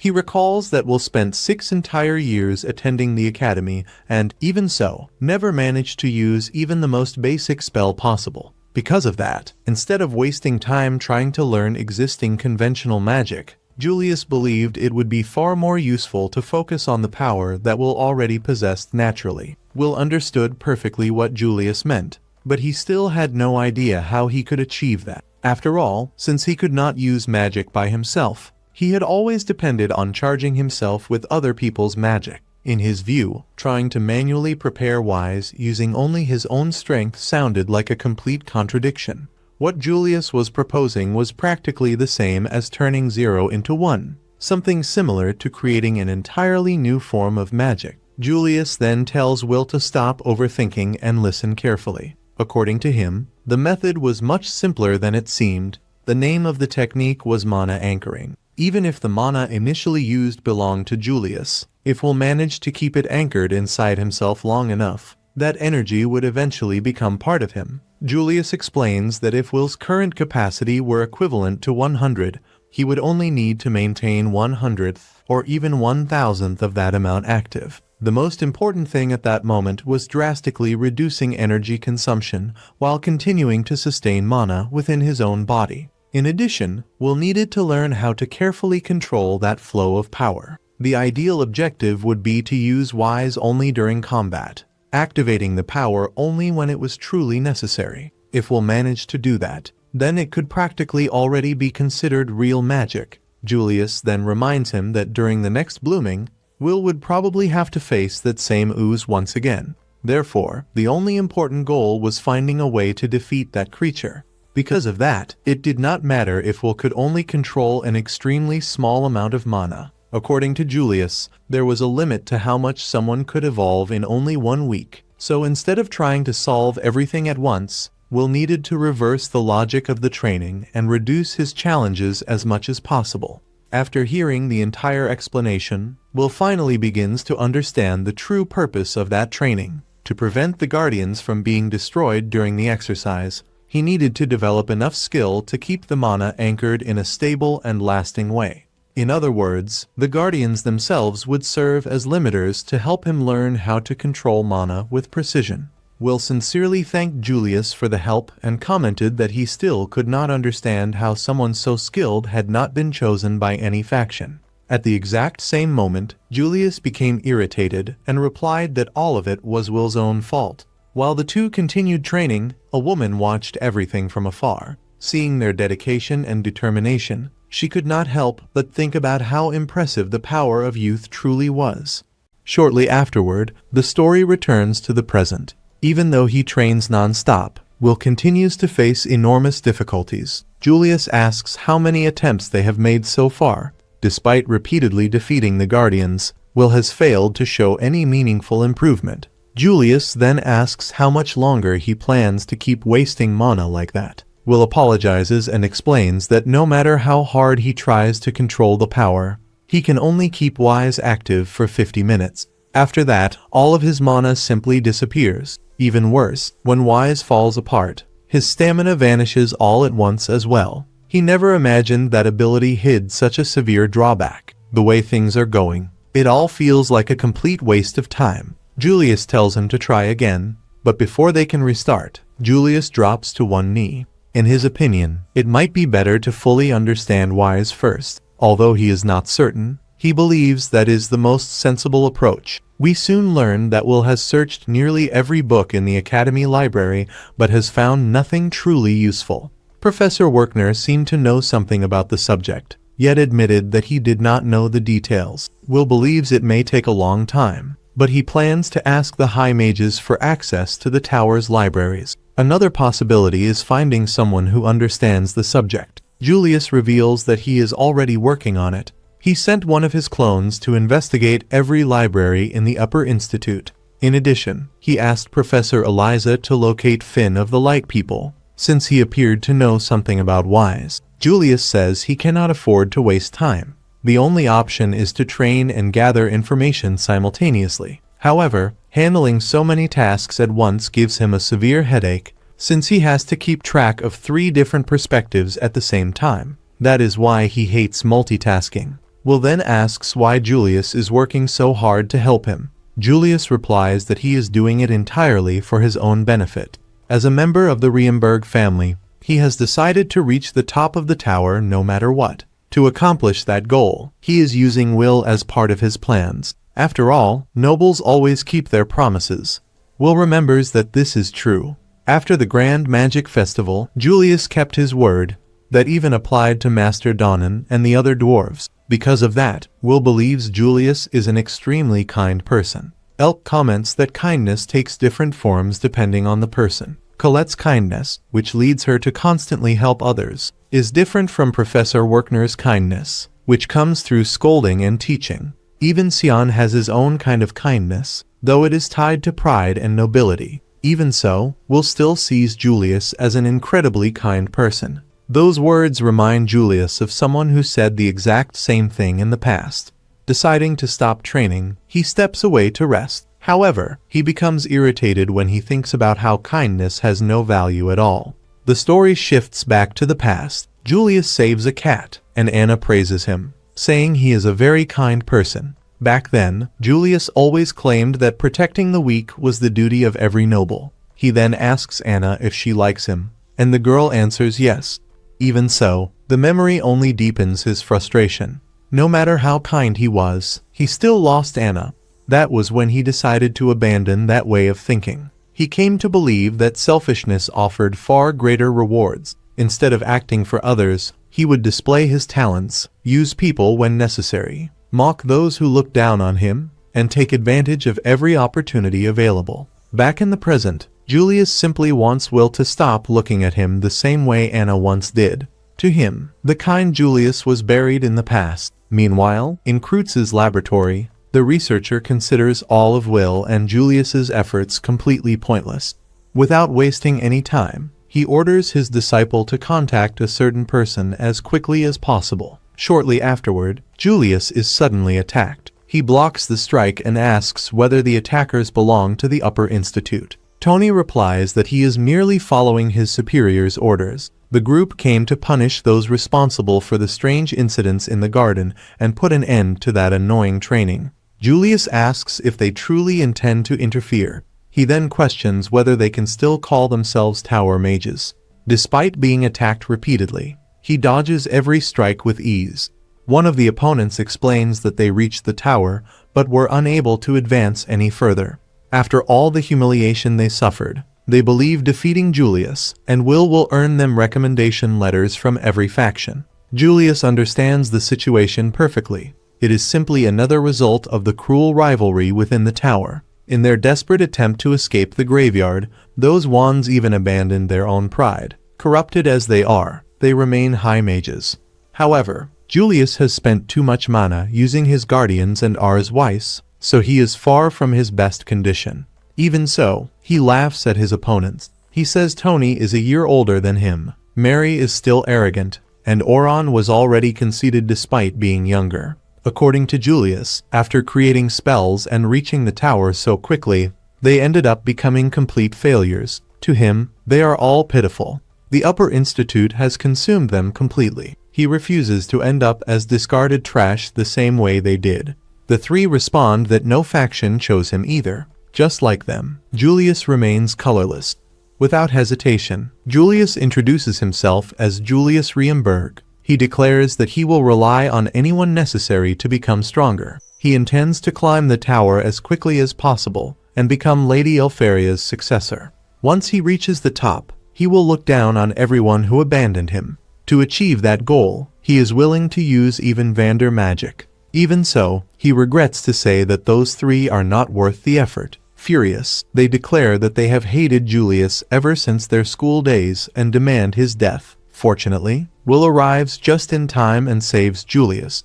Right afterward, he apologizes for being late. He explains that he was attacked by high mages and therefore suspected that Julius might also be in danger. Julius asks why he insisted on helping him. Will replies that he knows very well how much Julius embarrassed him during the Grand Magic Festival. On top of that, Julius has repeatedly said that he acts out of pure selfishness and is only using him to achieve his goals.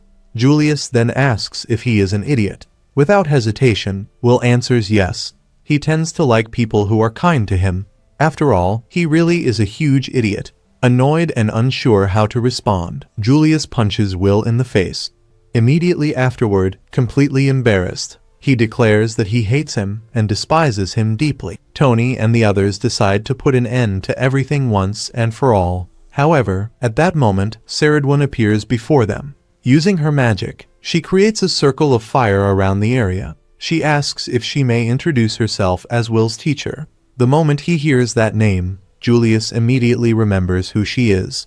Like the Watchers, Swordsman is one of the Academy's 7 legends. Many rumors claim that she kidnaps students night after night to perform strange experiments on them. Because of that, she became known as the Hammer Witch. Swordsman denies those stories. According to her, she does nothing that frightening. Whenever she finds interesting students, she simply trains and guides them. That is exactly what she intends to do with the 2 young men standing before her. She reveals that they may not realize it, but she has been watching both of them for a very long time. Julius is completely confused by this. After all, he has never seen that witch before. Without offering any further explanation, Swordsman uses her magic to grab both of them. She says they can discuss the details later. Before anything else, they need to leave. If they remain there, more members of the Upper Institute will eventually find them. Taking the 2 of them along, she asks them to join her little game and let her have some fun. The scene shifts to the tower. Iris asks why Lady never granted her blessing to Julius. In her view, someone so talented should not remain in the shadows. As an observer, she feels she cannot simply ignore the situation. Lady replies that Julius said countless offensive things to her. On top of that, he constantly used to intimidate Will. After hearing the explanation, the girls quickly realize that the issue is entirely personal. Lady then asks for Lord Aaron's opinion of Will. Iris explains that he believes events should follow their natural course. Lord Aaron thinks differently from the Cauldron leadership. He is not nearly as enthusiastic about the idea of a sword walking alongside the wands. Even so, if that sword chooses to carve its own path, he will respect both its determination and its strength. Lady's subordinate comments that ever since the appearance of Wise, the tower has been divided over how to respond. More than anything, she wants to understand exactly what Wise is. Even she does not fully understand the phenomenon. All she knows is that it is a power capable of turning the world upside down. Although she realizes it may sound disrespectful in front of Lady, she admits that she still has not decided where she stands regarding that power. Iris responds that if the situation involving veteran Wills becomes a problem, she will personally take responsibility for him as an observer. Therefore, she asks Lady not to worry. Lady simply comments that crazy people truly have no fear of exposing their own delusions. Immediately afterward, both of them allow their auras to emerge, making it clear that they each have a special interest in Will. The story then returns to Will and Julius. After some time, they finally arrive at the place where the witch is living. As soon as they enter, she invites them to sit wherever they like. Without delay, the woman prepares an enormous meal for her 2 guests. Julius immediately states that he would never put anything made by a witch into his mouth. However, when he looks to the side, he realizes that Will has already been eating for quite a while. Confused, Julius asks what kind of place this is. The woman explains that it is a secret hideout built by Claire on the tower's 1st floor. She currently uses it with Claire's permission. After all, Claire is her apprentice. Without lowering his guard, Julius asks about her true intentions, since she appeared out of nowhere and saved them both. Will asks him to be a little more patient. No matter what, she ended up helping them. However, Julius insists that Will be more careful. According to him, the woman could easily be an assassin sent by the Upper Institute who is merely pretending to have good intentions. Furthermore, even if she is not an enemy, any mage devoted to perfecting their craft rarely does anything without expecting some kind of benefit in return. The stories surrounding the 7 legends themselves suggest that she might be interested in turning them into test subjects. The witch replies that the situation is complicated. She admits that caution is usually an important quality for any talented mage. However, this time Julius is completely wrong. To prove it, she opens several magic circles simultaneously. Will watches in amazement. The ease with which she casts those spells is unbelievable. From the portals emerge attacks from nearly every known element except light. The woman explains that if she truly wanted to hurt anyone there, she could eliminate both of them within seconds. Although that does not completely prove her intentions, she hopes it is enough to convince Julius. After all, if she were an evil witch, he would have been eaten long ago. Even so, Julius demands a proper explanation. Unless she reveals her goals, he will not allow Will to become her disciple. The witch then reveals that she possesses some knowledge about wise. She may not know everything, but she believes she can help Will better understand that power. That is the first reason she decided to appear. The second reason involves the Upper Institute. According to her, the methods they use are highly questionable. There are people working to isolate Will and turn him into a target for their own interests. Upon hearing that, Will immediately realizes who she is talking about. The scene shifts to that man. He has just received news that Will has disappeared. According to the reports, someone interfered before they could carry out their plans. Without wasting any time, he orders the search efforts to be intensified. There is no record of anyone leaving the tower's first floor, which means Will must still be hiding somewhere. One of the subordinates asks why he is willing to pick a fight with Lady Elfaria just to capture Will. The man replies that it would be a waste to hand someone so valuable over to people obsessed with conflict and war. According to him, wise must be used efficiently. As he speaks, he observes a creature known as a mage killer. He admits that he does not know which organization created it, but considers its efficiency extraordinary. Even monsters with little intelligence are capable of using it properly, and there is also the possibility of mass producing them. In his view, that should be the real objective. With only 5 extremely durable blades, the celestial invaders became opponents that were nearly impossible to defeat. Because of that, he believes they should not focus solely on exceptional individuals, but instead create standardized supremacy. His goal is to turn wise into a tool that anyone can use.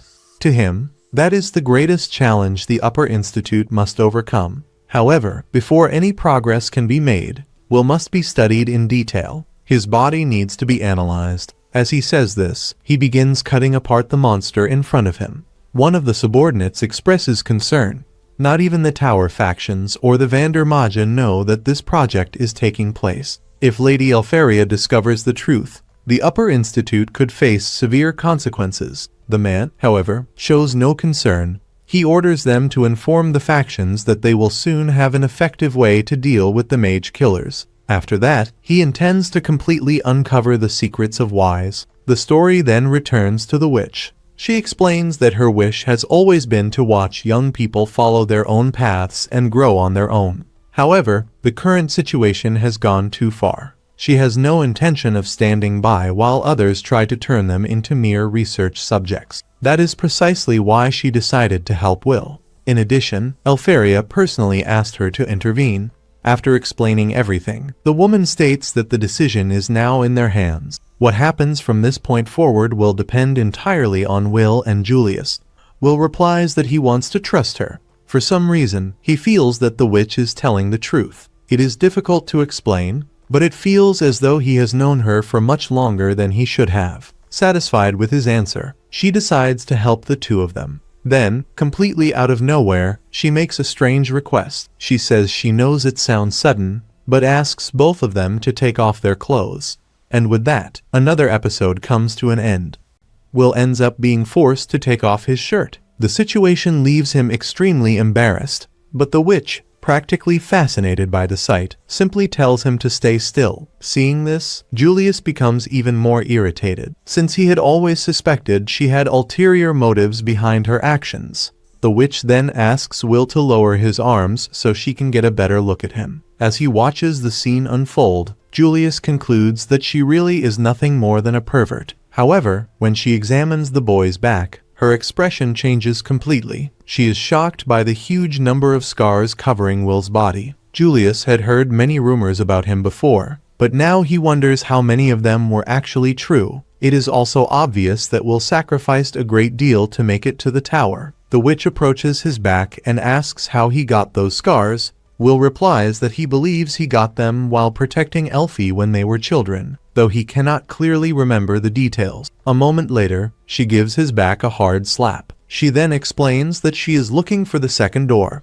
During all that time, she had carefully observed both of their training sessions. In her opinion, Will was very smart to focus on anchoring. If he can learn to control the mana he absorbs, that path will certainly lead him to wise. Her reasoning is correct, but she believes he needs to be more honest with himself. In the end, she praises the training Julius conducted. Even so, the boy believes all that effort produced no results at all. The witch disagrees. According to her, Julius was right from the beginning because Will is the very definition of anchoring. The truth is that he has already surpassed the barrier related to mana storage. That is because the blood of mages and wands runs through his veins. However, Will's body has an unusual trait. Unlike everyone else, he cannot release mana on his own. His body absorbs magical energy from the environment and constantly stores it. Now, Will's task is to learn how to access that reserve whenever he wants. That is the next goal he must achieve. Confused, Will asks her to wait a second. His entire life, he believed he needed external spells to recharge his power. The witch replies that this is not entirely wrong, but there is more to it than that. The proof is that he has already activated his power before without using any previously stored spells. From now on, he must put that concept into practice. By revisiting the source of this magic tied to his blood and memories, he will be able to recharge himself without relying on anyone else's magic. It will be a completely new way of recharging. Creating a magic circle, the witch pushes Will into its center. She explains that she will guide her own mana through the lock inside him and lead him to a specific place. To do that, Will must reconnect with his origins. Whatever he discovers there must be engraved deeply into both his mind and body. When the spell activates, the lock finally opens. The witch warns him to be careful. As he dives into his memories, Will awakens in a peaceful place surrounded by flowers and filled with a serene atmosphere. The moment he opens his eyes, he finds Elfaria. She warns him that the forest is dangerous and says they need to hold hands if they want to get out safely. Meanwhile, the story returns to Julius and the witch. The boy asks what is happening, since Will has remained asleep for 4 days. The witch explains that he is sinking deeper and deeper into his dreams. Thanks to the magic she used, he has been given the opportunity to revisit his own past. Julius asks if this will help him recover his lost memories. The witch admits she is curious to find out as well. According to her, history is engraved into his body. The traces of the connection between the sword and the wand still remain inside him. That is why Will must journey back to his origins, and if everything goes well, he may one day reach the true source of it all. Inside that memory, Will realizes he has returned to the past alongside Elfaria. While he is distracted, she asks if he was thinking about another girl. After all, back home, he is always kind to Claire and everyone else. Will explains that he was only helping his father, but the answer does not satisfy Elfaria. She declares that she does not tolerate cheating. Unsure how to respond, he asks what he must do to be forgiven. The girl replies that she only wants a hug and some head pats.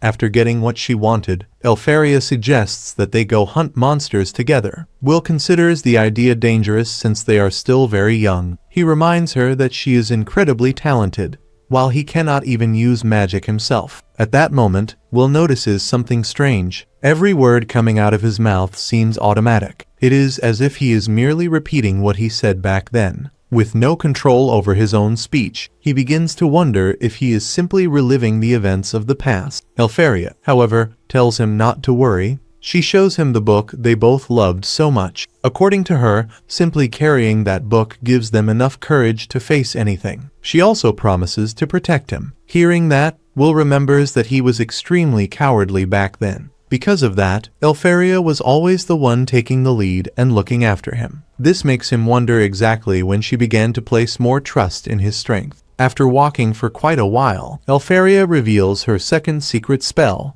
one she created herself. It is a simple and gentle spell capable of producing small ice candies. She asks Will to keep it a secret and not tell Claire or anyone else. Curious, Will asks why she always gives him those candies. Elfaria replies that he is always sharing everything he has with the children at the orphanage. Besides, whenever he eats the ice candies, a part of her always remains inside him. Shortly afterward, she goes back to reading the book. As he carefully studies one of the illustrations, Will notices that the character depicted looks a lot like Finn. As time passes, sleep begins to overtake him. Noticing this, Elfaria asks him to rest his head on her lap. Will agrees and eventually falls asleep. While he sleeps, she slowly leans in, intending to kiss him. However, before she can do anything, he wakes up, completely embarrassed. She quickly pulls away and drags him along so they can continue searching for the monster. The two eventually arrive in a dark and gloomy part of the forest. Elfaria explains that a war is taking place in a place called Regarden. According to the rumors,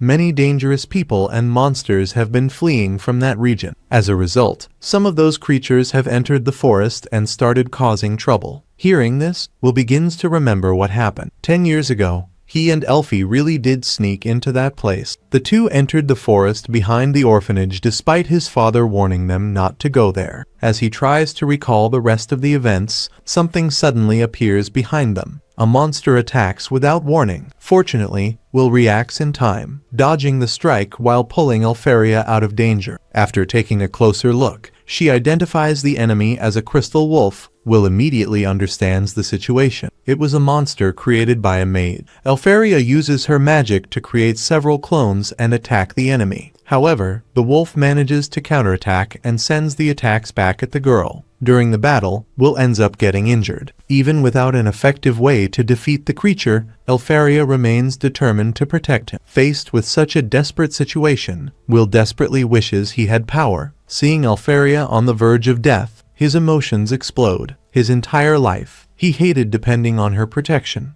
At that moment, he decided to act. Will stepped in front of Elfaria to protect her. That was how he received all the scars covering his back. Shortly afterward, he lost consciousness. Some time later, the same witch who had previously spoken with Finn appeared before him. She was the one who awakened the power of the sword sleeping within Will. As soon as he regains consciousness, he gets up and charges at the monster. With a single strike, he easily cuts off the creature's arm. At that moment, Will finally understands the truth. Back then, he believed that power was invincible. The reason was simple. He recognized that magic sword as something created through Elfaria's power. Working together, the two defeat the monster without much difficulty. Elfaria is overjoyed to discover that it is magic produced by Will. That was where everything began. Among countless emotions, the bond that still connects the two of them was born. No matter how much time passes, Will never forget that connection with Elfaria. As he awakens from his memories, he finally understands the mana he has used throughout his life. With a new understanding of himself, Will rises and decides to face the final test. The witch then encourages him to create his own story and shine brighter than light itself. And with that, another episode comes to an end. If you enjoyed it, be sure to leave a like and subscribe to the channel for more content like this. See you next week. Until next time. The story shifts to Elfaria, who reflects on Colette's words. The girl had said that she hated the Magia Vander. Because of the spell connected to Elfaria, she knows that Will keeps chasing after her no matter what. Even so, she understands that from Colette's perspective, it looks like she does nothing to help him, remaining at the top of the tower while he faces everything alone. It's no wonder people feel sorry for him. Elfaria understands that feeling. She herself believes that, in a way, she cast a spell on Will. Because of what she placed on him, He ended up getting hurt countless times and had to endure a great deal of suffering. Ever since those first tears that started this entire journey, she can't help but wonder how many times she has made him cry. As she recalls the past, several doubts cross her mind. Should she have lost control at some point? Maybe she should have run away from everything. Or perhaps she should have pretended not to know anything and simply rushed over to hug him. However, her thoughts are soon interrupted by Will's words. In his letter, he said that he felt no hatred at all. On the contrary, he claimed that the reason she was alone was entirely his fault. If anyone deserved to be hated, it was himself. Will Serfort, someone who considered himself talentless. That was exactly why he had to keep moving forward. He had to keep running toward her. He wanted to stay by her side and fulfill the promise they shared. As she rereads those words, Elfaria becomes even more emotional. She knows those letters were what kept her going all this time. Thanks to them, she was able to endure the distance and resist the urge to leave the tower just to see him. Because of that, she makes her decision once again. She will continue waiting and will not break the promise they made. Even so, she admits to herself that there were times when she quietly interfered with events. After all, Will was always there whenever she needed him. Because of that, she constantly thinks about what she can do to help him in return. The scene then shifts to Colette. She is convinced that Elfaria is trying to find a way to help Will. Colette also wants to do something for him, but she feels that her options are limited. The professor fully understands everyone's feelings, but reminds them that they cannot simply abandon the tower. The students respond that they do not want to leave Will behind under any circumstance. To them, titles and positions do not matter right now. Suddenly, Lahana collapses. The professor explains that the teacher in charge of the cauldron, the Hammer Witch, is already taking action. According to him, if they leave the situation in her hands, Will and the others will be fine. Colette, however, does not completely agree. She says they cannot rely solely on others and must do everything they can to help Will. Everyone there knows that the professor spends much of his time looking for ways to support him. The comment embarrasses him, and he immediately suspects that one of the female teachers told them. Colette then emphasizes that they also want to contribute to Will's success. At that moment, Xian steps in and says there is no need to do anything. The others are surprised and ask whether he did not go there specifically to help Will. Xian says he did, but explains his reasoning. According to him, Will made it this far even when everything seemed impossible. He fought countless battles away from everyone's eyes and overcame every obstacle that stood in his way. Therefore, all they need to do is wait. Once again, he will find a way to win. Besides, Xian believes that if someone saved him now, at such a crucial moment, Will would probably feel humiliated. Soon after, the scene shifts to the training room. Emma has been accepted into the Wind faction. Mike managed to join the Dark faction. Meanwhile, Lyral and Gordon became members of the Fire faction. One of the men present expresses his dissatisfaction. In his opinion, the participants' adaptation is still far below expectations, and even those who passed are nothing more than recent graduates.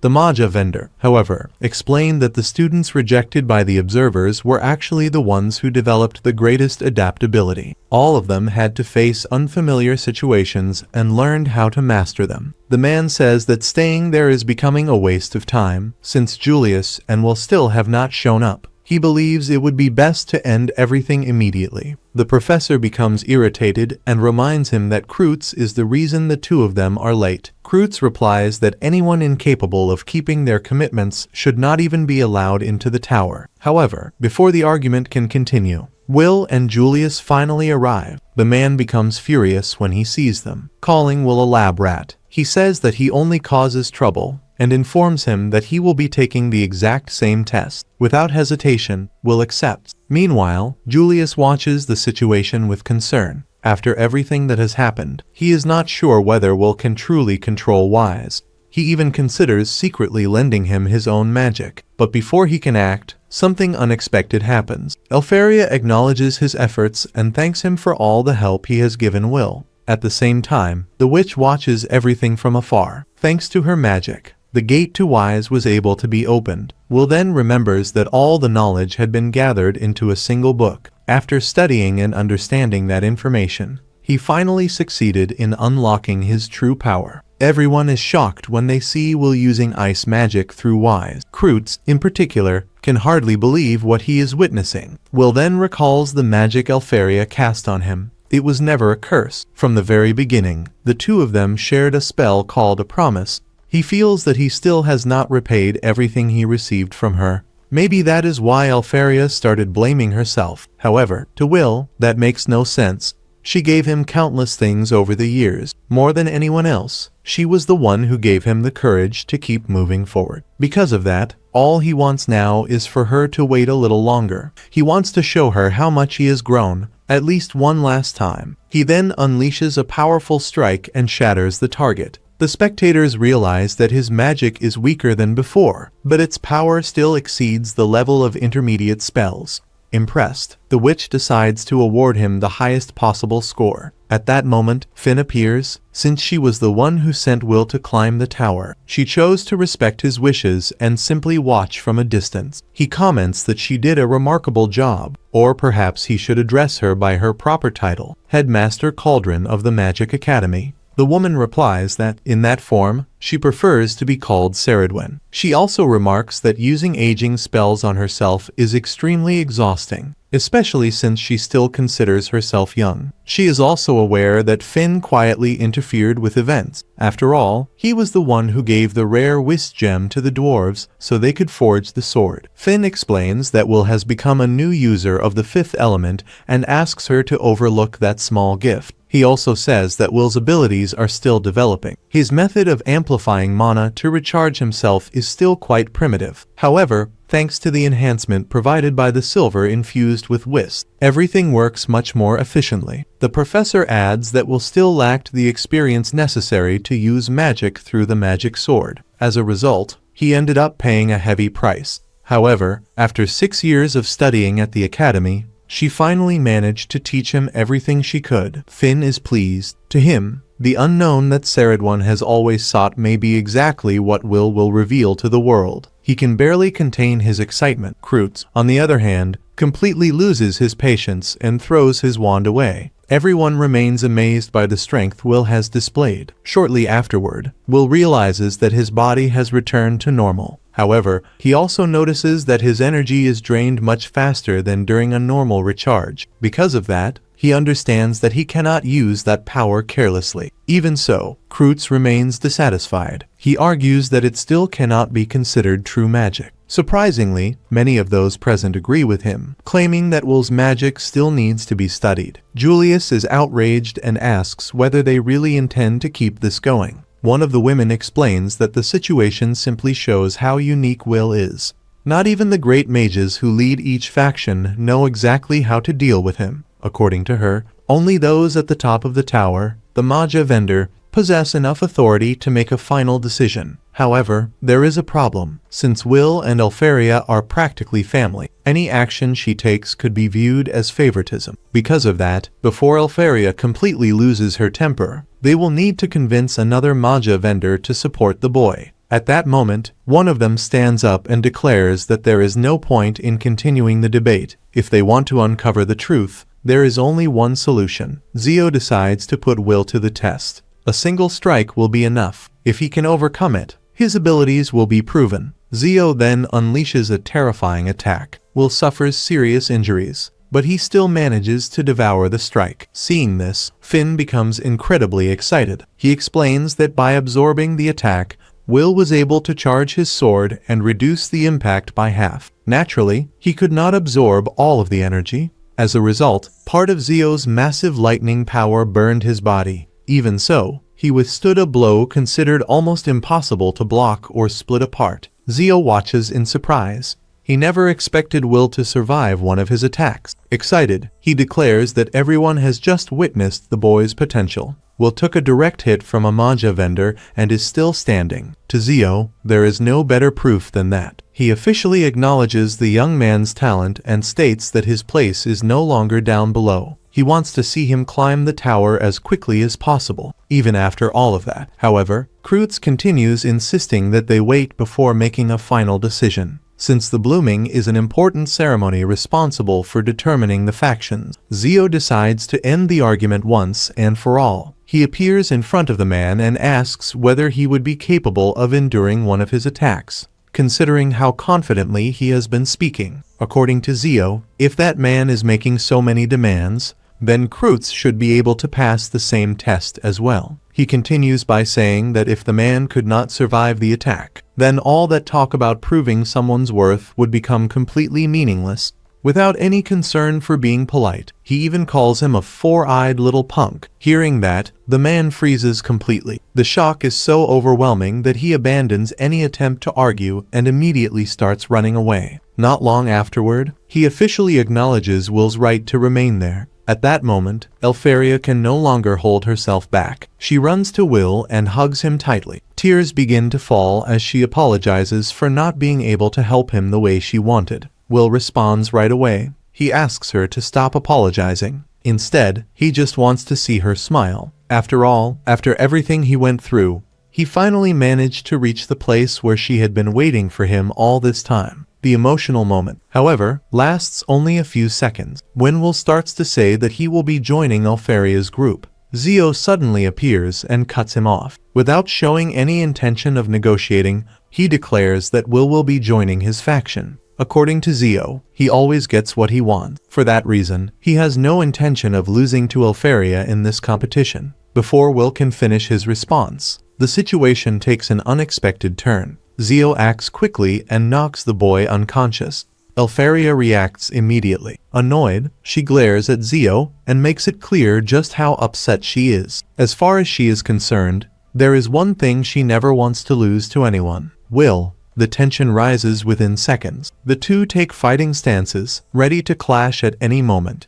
The story reveals a bit more about Zio. He is seen as a brutal, arrogant, and extremely savage person. He has no refinement whatsoever and shows little interest in knowledge. The elf, on the other hand, has always felt disgusted just by looking at him. At one point, Zio confronts the leader of the tower. He states that dwarves are extremely useful individuals and questions why they are not all part of the tower. One of those present replies that they are incapable of using magic. Zio immediately counters, saying there is no point in considering them useful if they are left digging tunnels. In his view, it would be better to have them clearing paths inside dungeons. He also says that if pride is the only reason they are not being fully utilized, then it is a stupid reason. After all, he sees no point in allowing the world to be destroyed without using every available resource. Because of this, he asks whether there is a hidden reason behind that decision. The man simply replies that he has no intention of explaining himself to anyone. The elf then asks why Zio drew his weapon so quickly. He answers that the man's statement made one of two things clear: either he has no reason to explain, or he cannot reveal the truth. Since that was the response he received, Zio concludes that it is not yet time to tell the others. If all of this is truly necessary to defeat the celestial invaders, he is willing to accept the situation for now. However, if this plan fails, everyone there will be doomed. The elf has always known that not even the most important figures in the tower would be able to stop someone like Zio. After they leave, one of those present comments that Zio's way of solving problems is far too aggressive. He points out that charging at Lord Aaron was excessive and that many people consider it questionable. Zio replies that even he understands that everyone will be defeated if they continue acting that way. To him, certain values upheld by the mages are completely useless. He then asks Zoe to understand what it means to be a Magia Vander. Even so, he admits that he envies him, since fools do not have to think too much. As they walk away, Zoe replies to the man that he overthinks things and only does what he wants.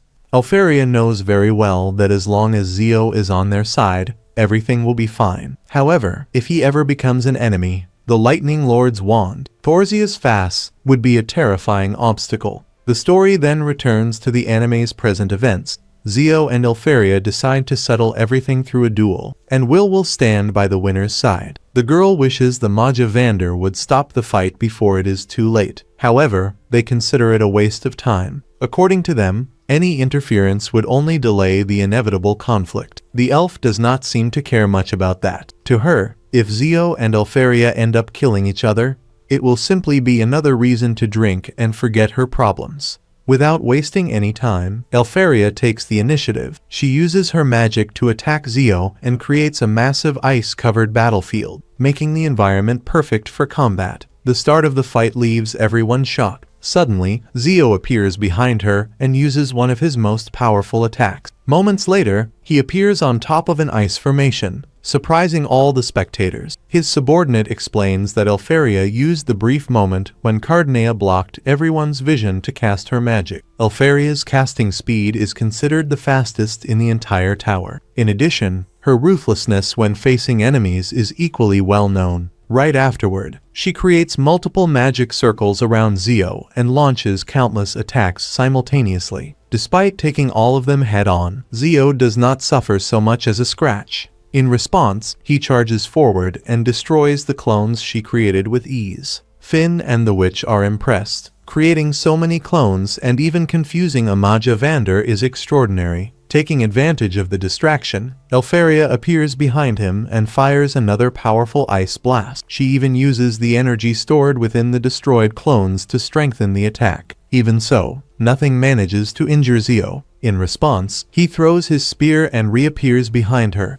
With a single punch, he manages to hurt her. Seeing her on the ground, he strikes her ribs and then sends her flying. His intention is clear. He wants Will by his side no matter what. The girls watching the fight wonder how someone considered a mage can rely so heavily on hand-to-hand combat. Lahana explains that Zio simply lets his magic overflow naturally. At that moment, a young man appears behind her and says that this is precisely the goal of those who belong to the Lightning faction. They seek to abandon all limitations, using only the pure flow of mana without relying on complex spells. For Zio, this technique is simply called shifting. Everyone knows that Zio's lightning inclusion surpasses Elfaria's speed. Because of that, he keeps pressing forward relentlessly, while she focuses solely on defending against his attacks. The witch asks Finn who he believes will win. Without hesitation, he answers that it will be Zio. If Elfaria is considered a genius for creating the 12 magics, then Zio represents the absolute pinnacle of practice and experience. Once again, he appears right in front of her. Elfaria tries using her own magic to enhance her abilities, but nothing is enough to damage her opponent. At the same time, the strain begins to show. After using so much magical power, she is already displaying clear signs of exhaustion. Zio notices that her clones are gradually disappearing. With simple movements of his feet, he destroys several of them. Trying to buy some time, Elfaria retreats, but Zio chases after her like a predator pursuing its prey. During the pursuit, he comments that the deepest floor he has reached is comparable to Aaron's. Although everyone recognizes Elfaria's tremendous talent, it becomes obvious that she cannot face him as an equal. Even though she is a wand, her fighting style resembles that of a sword far more. To be honest, he believes Will would be better off at Zio's side. The other Magia Vander also realize that the battle seems practically decided. The elf looks saddened when she notices this. One of the subordinates comments that despite Elfaria using only ice magic, she is still being defeated. Shortly afterward, Elfaria is sent flying. Everything points to Zio being on the verge of victory. Julius then urges Will to wake up as soon as possible. If he does not, Elfaria will certainly lose. While fighting, she catches sight of Will's glasses. Seeing that, the witch tells Finn that the battle is not over yet. Zio becomes excited. It is the first time he has seen Elfaria display such intense emotions, and he asks why. The answer is simple. Love. Will has protected her countless times. He went after her whenever she needed him. On top of that, he never abandoned the promise they made. That is why it is now her turn to give something back. The love she feels for Will is second to none. Zio considers all of that pathetic and tells her to stop holding back. He then activates his technique known as lightning incursion. Finn explains that this power is extremely dangerous. However, he believes there will not be a problem if Elfaria can freeze him before he gets close. As Zio approaches, she finally reveals her trump card. It is a powerful ice barrier capable of consuming half of her total mana. The drawback is that the technique requires continuous casting to remain active. The elf explains that anyone who approaches the judges will gradually be enveloped in ice, leaving them completely immobilized. Elfaria also reveals that she used this same technique to capture Will because he was always running away. She then declares in front of everyone that Will is her fiancé and lands a powerful blow on Zio. Even so, he remains standing and manages to get back up. Shortly afterward, everyone realizes that the battle has reached a level of magic that should not be used in that location. Because of that, the Magia Vander decide to intervene. However, Zio continues pushing forward without difficulty, destroying every ice structure in his path, with no other option left. Both decide to use the strongest techniques in their arsenals. At that exact moment, Will awakens and witnesses the two of them on the verge of killing each other with their ultimate attacks. Zio and Elfaria then unleash their most powerful moves. They charge at one another simultaneously, determined to end the fight once and for all. Their attacks collide head-on in a spectacular explosion. But to find out the outcome of this clash,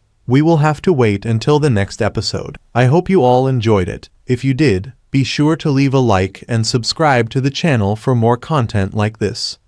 Before they even realize it, the battle between the two has already destroyed a huge portion of the tower. Even after causing all that devastation, they still ask each other if they can keep fighting, just as they charge at one another again. The other Magia Vander decide to step in, realizing that the conflict has already gone far beyond acceptable limits. They demand that the two of them end the fight immediately. Without hesitation, Elfaria orders Eleanor to move aside so she can put an end to the battle once and for all. Eleanor, however, replies that her time is already up. It was not a matter of gradually running out of strength, she had simply reached her limit. The boy admits that everyone was at fault for not stopping the situation much sooner. If those words had come from the Light Sovereign, he would have been forced to endure a much harsher scolding. At that moment, Eren appears before them and orders them to stop fighting immediately. He makes it clear that he has no intention of allowing the rivalry among the Magia Vander to continue like this.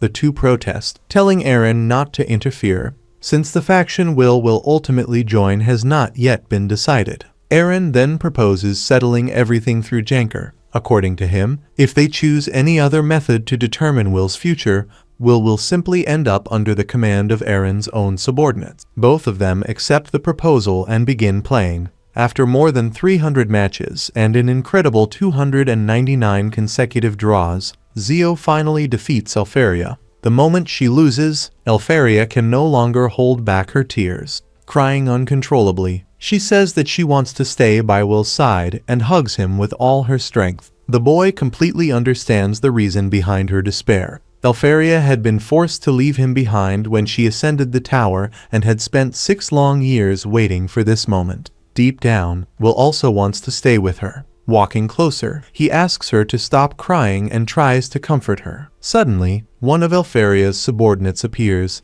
pulls her away, and tells her that she should not humiliate herself like that in front of everyone. Zio had expected Will to be furious after everything that had happened. However, the boy explains that he cannot act while thinking only about himself. If Elfaria keeps fighting like that, she will only end up getting hurt again. Because of that, Will makes just one request. He wants Zio to promise that he will never fight Elfaria again. If that promise is ever broken, Will declares that he will defeat Zio and immediately go to her. The faction leader begins to laugh, saying that he truly likes Will's determination. Agreeing to his request, he officially announces that, from that day onward, Will is a member of the Lightning faction. Right afterward, Zio tells Will that he should start preparing immediately because he has no intention of going easy on him during training. Shortly afterward, the scene shifts to a celebration at Claire's house. Everyone is happy because they all managed to join a faction. The story then shifts to Lehanna. Will notices that she is lying on her bed without even taking a bath and asks if something happened. She replies that the exhaustion from the past several days has finally caught up with her. Now that Will has joined the Lightning faction, he will soon understand the reason for her fatigue. Will remarks that the way she says it only makes everything sound even more worrying and a little frightening. Wanting to help her, Will asks if she is hungry and hands her a plate piled high with meat so she can regain her strength. At that moment, Julius appears and says that the entire tower has been in an uproar simply because Will joined the Lightning faction. He explains that he spent quite a while trying to calm Elfaria down because she would not stop crying. According to Julius, she kept repeating that she wanted to give everything up and even tried to run away. Soon afterward, Julius hands his glasses to Will and asks him to keep them. Seeing this, Colette becomes jealous after realizing how close the two of them have become. Wignall comments that she is envious because Julius managed to build a friendship with Will before she even noticed it. Feeling embarrassed, Julius replies that he did not do anything special and says that he has no interest in having a friendship that is merely superficial. Will then admits that he has finally started to understand everything that has been happening. He now realizes that Julius has a much kinder side than he had ever imagined. A little later, the other students who passed the trial alongside will show up, wanting to introduce him to many more people. Watching everything unfold, Colette comments that, just as Emma had said before, she can no longer keep Will all to herself. That realization leaves an emptiness inside her because she understands that she is no longer the boy's only friend. She also admits that she is being selfish and confesses that the whole situation is giving her a headache. Wignall replies that putting herself down will solve absolutely nothing. He explains that choosing not to wait does not mean giving up. According to him, people must earn the closeness of those they admire through their own efforts. That is exactly what he learned by watching Will. To Wignall, someone who feels afraid yet still chooses not to run away shows true courage. After hearing those words, Colette says that she also wants to act with courage. She then reveals that there is something important she wants to tell Will. The scene changes once again, showing Will talking with everyone present. A little later, Julius approaches Sion and jokingly asks whether he is sad now that he no longer has someone to pick on. Sion replies that it is no longer necessary. According to him, Will is no longer the pathetic boy he once was. Although Will can still get on his nerves, he is no longer a burden. He never imagined that this day would actually come. Soon afterward, Will walks over to Sion and thanks him for everything he did during Terminalia, at the graduation ceremony, and on many other occasions. He then says that he would like to repay all of that kindness. However, Sion interrupts him, saying that he does not want that kind of gratitude. For him, all that matters is that they fight each other once. Julius also expresses interest in joining the match, joking that this way he will not even have to charge for the training sessions. Just when no one expects it, Colette arrives at that exact moment and ends up getting caught in the commotion along with them. The story then shifts once again, showing the witch asking Iris whether she also plans to attend the party. She adds that, if Iris stays away, Will might eventually discover her true identity. The witch also remarks that all observers tend to be peaceful people. Finn, on the other hand, says that he does not think that is a very wise decision. According to him, if Iris continues pretending to be the youngest student, someone else might end up taking Will away from her. Annoyed, Iris tells Finn to stop appearing out of nowhere like that. He simply replies that he is sincerely rooting for her. A moment later, Iris makes a request. If Will truly become someone who belongs to the tower, she wants Finn not to take him away, at least for the time being. Finn agrees to respect the witch's wish, allowing her to continue observing the boy's growth for a little longer. However, he makes it clear that if the sword's progress proves unsatisfactory, he will take Will away without even asking for his opinion. Even under those conditions, the witch agrees to the arrangement. Shortly afterward, the scene returns to the professor, who asks what is going on around there. He points out that everyone has already climbed the tower, yet they continue behaving like ordinary students. He reminds them that they are now high-ranking mages. If this had happened in the past, he certainly would have scolded all of them. However, since they successfully achieved their goal, he sees no reason to do so. Even so, he advises everyone not to let their guard down. This time, he speaks not as a teacher, but as someone with far more experience. A little later, he asks Will whether he has a few minutes to talk in private. Once they are alone, he congratulates the boy he considers his favorite student. Will thanks him and takes the opportunity to make a request. He asks whether there is any way for him to meet Elfaria because he desperately wants to see her. The professor explains that it is impossible for a member of another faction to meet a Magia Vander. However, by pure coincidence, there happens to be a certain student who also wanted to see him. He then tells Will to change his clothes and follow him. After some time, the professor leads the boy into a forest. Before leaving, he tells Will that he will return precisely at midnight to pick him up. Until then, he urges him to make the most of that moment so he will have no regrets in the future. As soon as Will reaches the agreed meeting place, he finds Elfaria waiting for him. Without saying a single word, she runs up and hugs him, asking why he chose to join Zio's faction. She then asks whether he has come to hate her. Will replies that she lost at rock paper scissors, so there was not much he could do about it. He then asks whether she managed to accomplish the goal she had been pursuing for so long. Soon afterward, he recalls the promise they made many years ago and asks whether she still remembers it. Elfaria smiles and answers that the promise has always been the same, to become a Magia Vander and watch the sunset together by his side. Will admits that he still cannot stand beside Elfie the way he truly wants to. He feels that he must become stronger before he can finally reach her. Even so, his greatest wish is still to remain by her side, feel her warmth, and never be separated from her again. Elfie recalls that, in the past, he used to tease her with little tricks. As they try to remember what she is talking about, they wonder if those tricks might have been kisses. Although even she is not entirely sure, Will jokingly says that she is nothing like Colette, leaving Elfie confused as to why he suddenly mentioned another girl. A little later, Will realizes that some of his memories are still incomplete. He remembers Swordsman telling him to move forward while carrying the miracle of magic with him. Because of that, he decides to recover every one of his lost memories, especially the ones he shares with Elfie. She smiles when she realizes that he wants to recover even those precious moments and comments that he is quite greedy.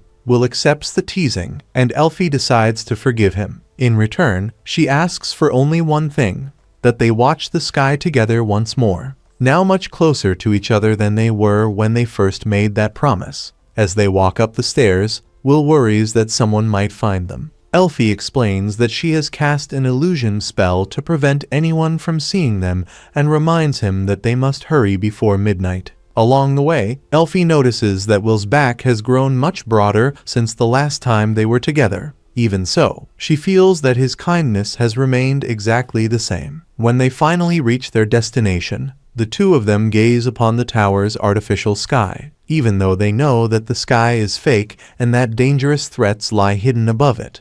They remember the promise they made long ago. They both acknowledge that fulfilling that promise may be the most difficult challenge of all. Yet they reaffirm that one day they will watch the sunset together. The following morning, the new students talk about the previous night's party and assume that the orientation meeting will simply explain what life inside the tower is like. They also discover that there are many different factions throughout the tower, and that its organization is very different from that of the Magic Academy. Soon afterward, the instructors arrive and mention that Oberto has already managed to join a faction right from the beginning. They also point out that the new generation of students possesses extraordinary potential, as even those who had previously failed managed to improve at an astonishing pace. While everyone expects an ordinary orientation session, one student is secretly assigned a special mission. His task is to carefully investigate whichever faction he joins, attend meetings, examine records, and report any suspicious activity. When he asks why he has been given such an order, he receives a troubling revelation. After investigating the recent attack on Terminalia, evidence was uncovered that could only have been provided by someone inside the tower itself. That means there is a traitor hiding among them.